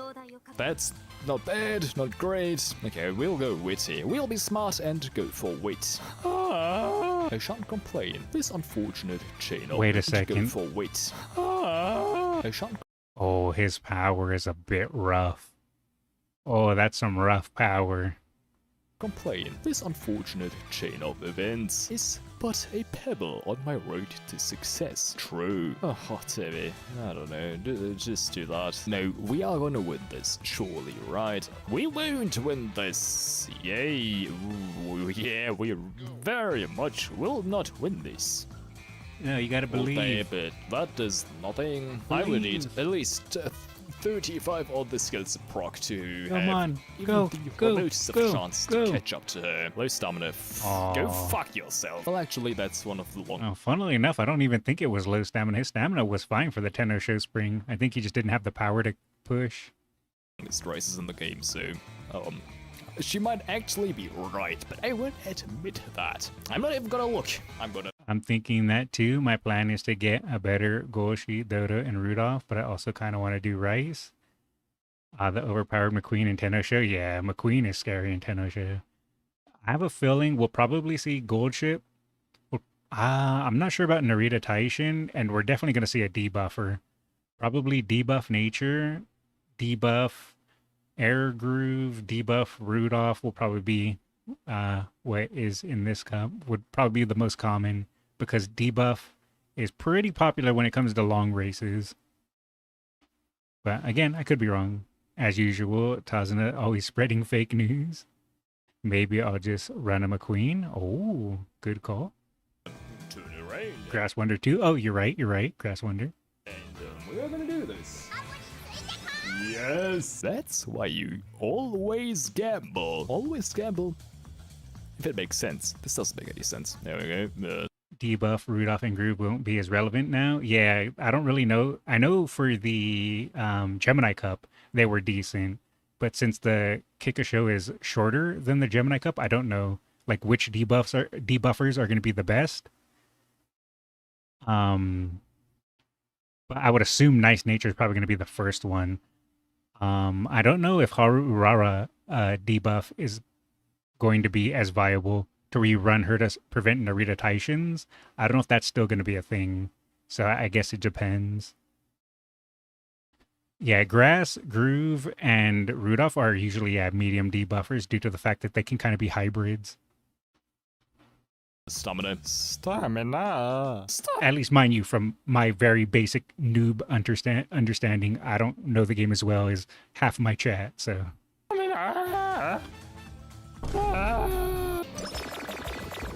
Okay. Oh, that hurt. Oh, no. That's it. The run's over. During summer break, too. Oh, that hurts. We got fucked in the ass by that. It's a new day.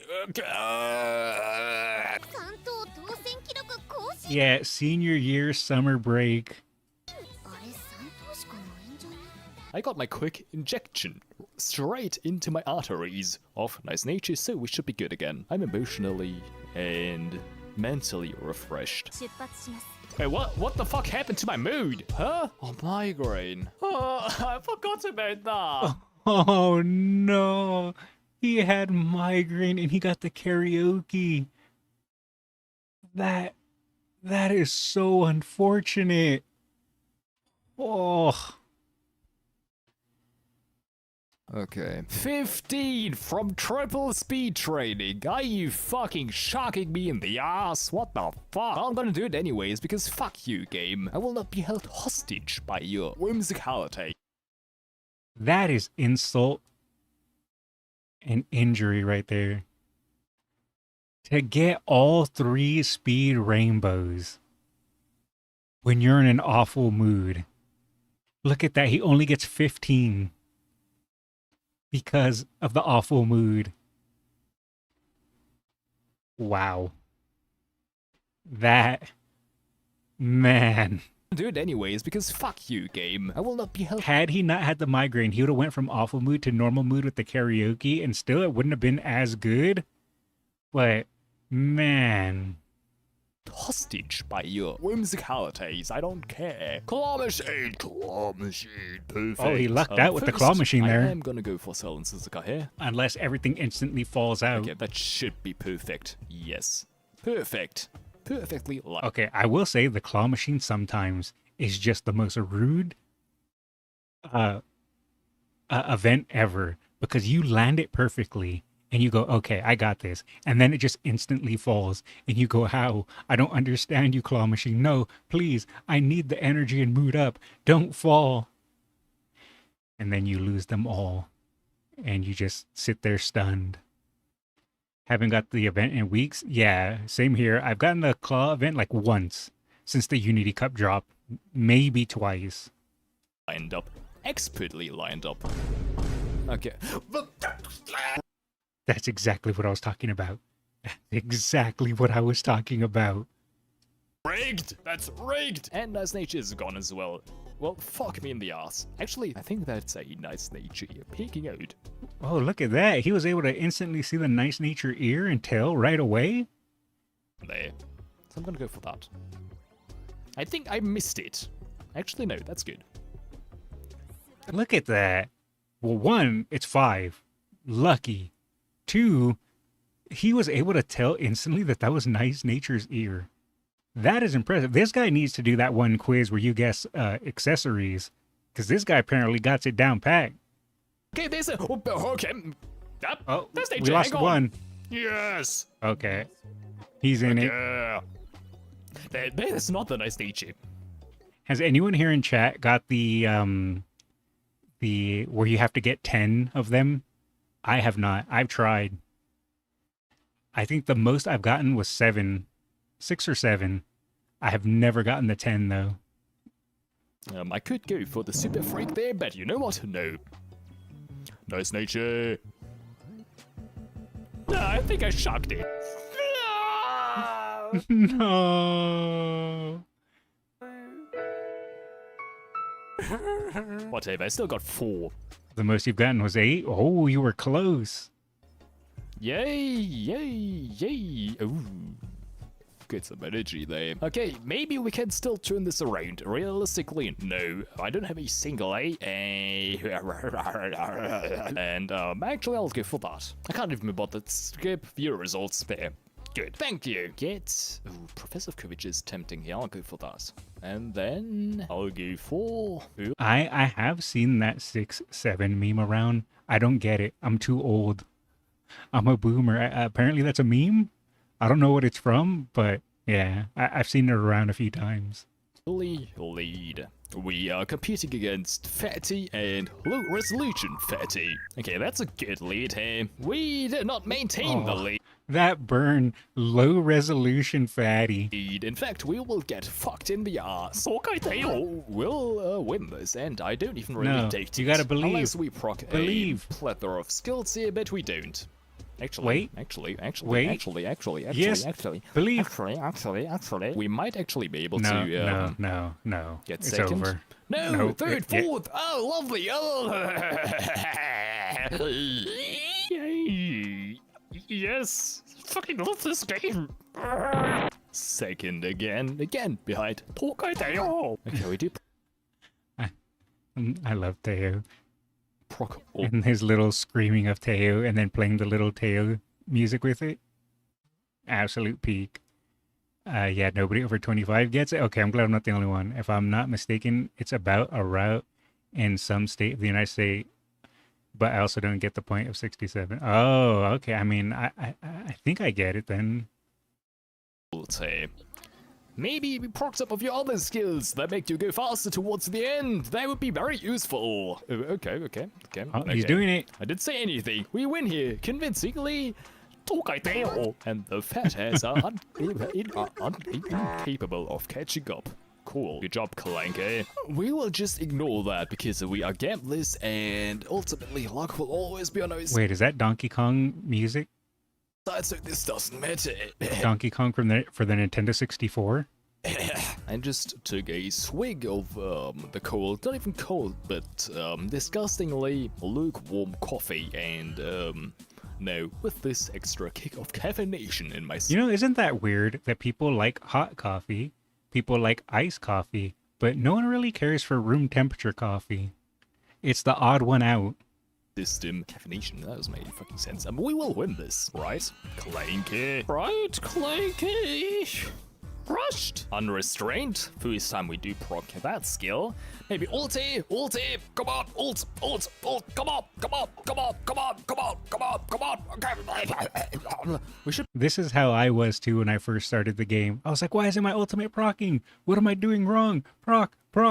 But I didn't know that some ultimates required placements, like being first, being second, being third, and so on and so forth. So I thought I was just unlucky and not getting ultimate procs.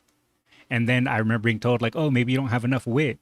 So then I started, like, stacking a bunch of wit and still was wondering why my ultimate wasn't proccing. I remember those days. Be fine here regardless. We do.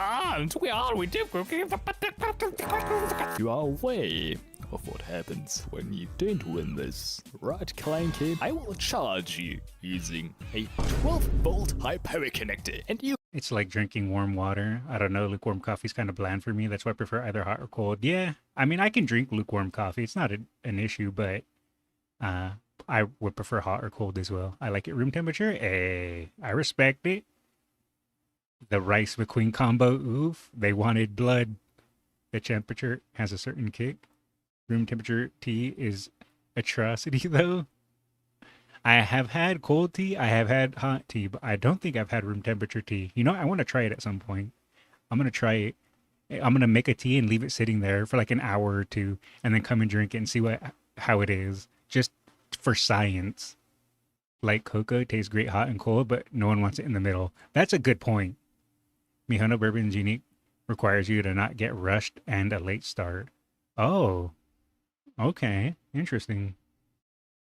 So it's kind of RNG a bit.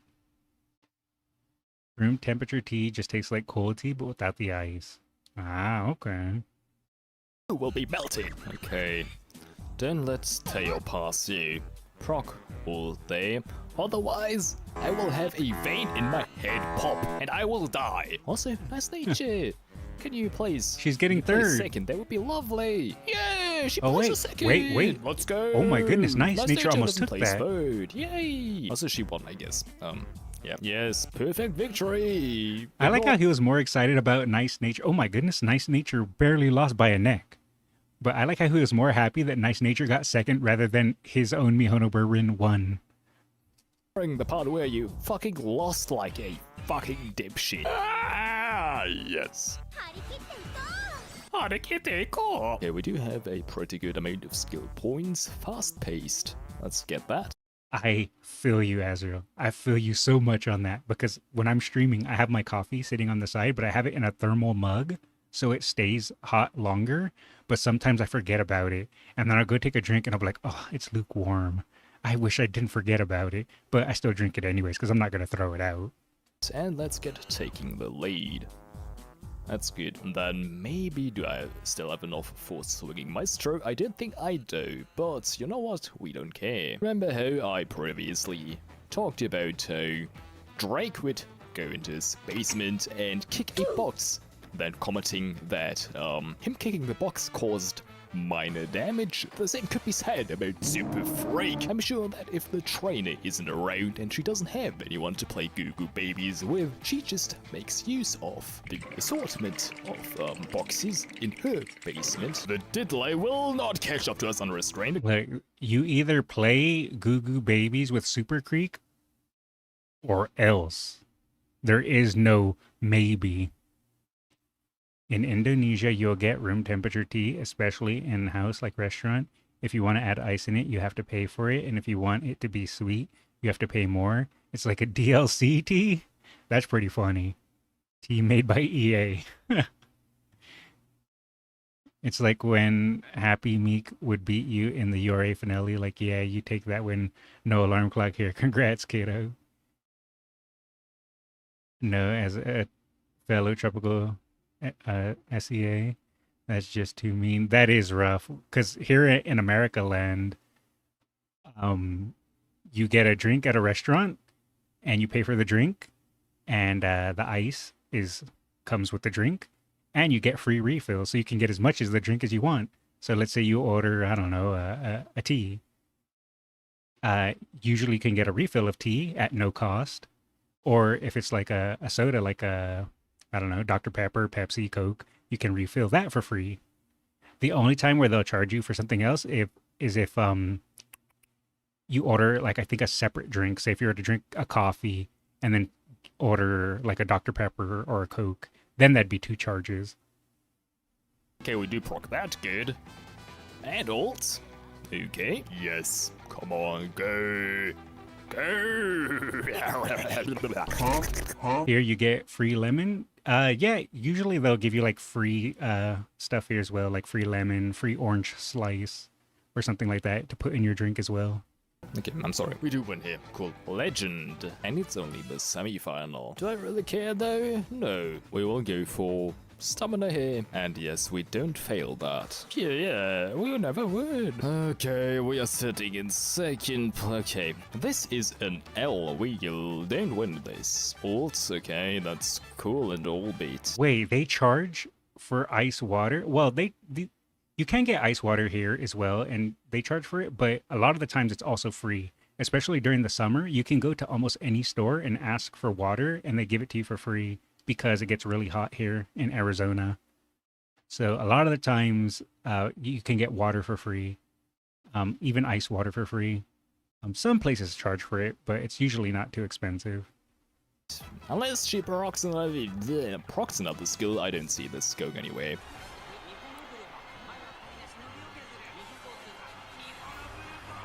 Suspicious face. She got it. She got it. Oh, maybe Never doubt. She does win this. Never doubt your Mihono cool. bourbon. Again, that was good. That was a good run. 315, please be enough. What is he going for? Oh, he wanted Maestro. One hit level more. I'll go for this. Whatever. Who cares? Okay, complete career. Double A in speed and stamina. That's a first. So that's my best run with her. Nice. If you turn those A's into D's, it'd be like my report cards when I was in school. Cool. It's not gonna be an A rank. I definitely need to be better than that for that. But we got halfway there. My best run with her, which again, it's not great, but yep, I'll take that. What does it take to get the clank up? Asahi High, Satsuki Sho, and Japanese Dobe.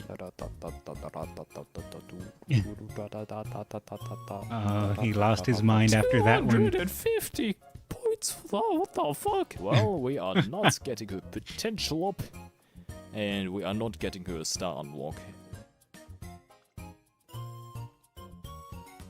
Alright, well, we have learned now why he calls her a clanker and why he had such a interesting run with her. We have learned. I don't mind paying 40 cents for a large water at Sonic during summer. Never understood why you use letters for school points. It just doesn't make sense to me. I don't know. I mean, I just grew up being used to it, so that's just kind of what I'm used to. I mean, in a weird way, it kind of still works, right?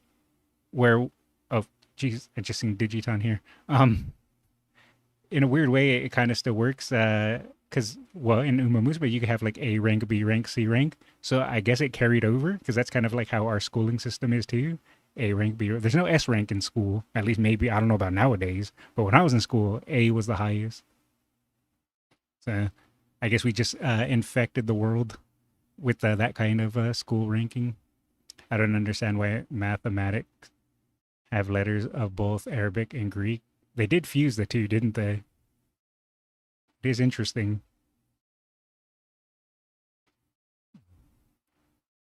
Alrighty. Maybe I just used to 0 to... funnily enough, we use that too, Yuko. Like if you do a math test or something, they'll give you like an 80 out of 100. And if you get an 80 out of 100, that's considered like a C, or is that a B? So we kind of do both. So you can get an 80 out of 100 and it'd be considered a B. B rank or B rating. There's no G or E. Yeah, there's no G or E. It's just A, B, C, D, E, and wait, is there an E? No, it's just A, B, C, D, and F. I don't know why they dropped the E. Yeah, it is usually numbers and letters for the score. Yep. At least that's when I was in school many, many, many years ago. Same, we have more numerical grading system here. What's a passing grade and alphabet score? Anything above a D. I believe D is passing. It's considered really bad though, because you can still pass. But you're considered like really low ranking or rating, whatever. Essentially, you won't be able to get into any good universities if you want to go to college. C is above that, B, and then A. And then there's obviously like D, D minus, D plus, C, C minus, C plus, B, B minus, B plus, A minus, A plus, which essentially those are just like, hey, your grades are improving or getting worse. And F is outright failure. You will have to just outright fail the class and you have to take it over.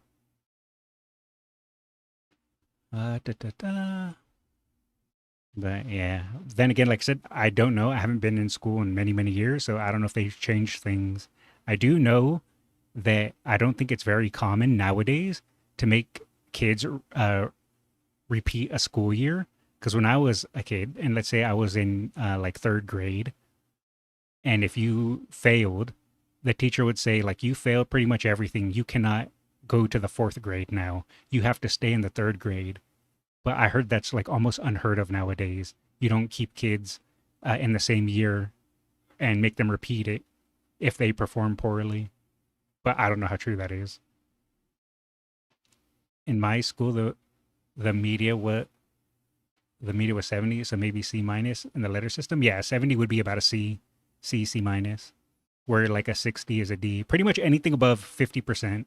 So let's say if the test is 100, if you get a 50, that is considered like a D, or I guess it'd be D minus, and anything below 50 is usually fail. So if you got a 49, that'd be an F. But either way, sadly, I think I'm going to have to call it here for tonight. Today's stream, like I said, is going to be a little bit shorter than what I normally like, because, yeah, the holidays. So I'm going to have to call it here. Yikes, in my school, D equals 75%, so even the numerical system is not consistent. It does depend on the school, to be honest. And the public schools, I think they're a lot more lenient. If it was private schools, it would probably be closer to yours, Azriel. But take care and have a good holiday. Thank you, everyone. I shall be back Monday because I'm going to be spending the holidays with family. So thank you all for hanging out. I appreciate it. If you're watching on YouTube and if you haven't already, please drop a like and subscribe. And if you're watching on Twitch and if you haven't already, please drop a follow. I'd appreciate it very much. You guys have a good night. Take it easy. Have a good weekend. And I'll catch you later. And also, my fellow Americans in YouTube and Twitch, happy Thanksgiving to my fellow Americans. Yeehaw, cowboy. See ya.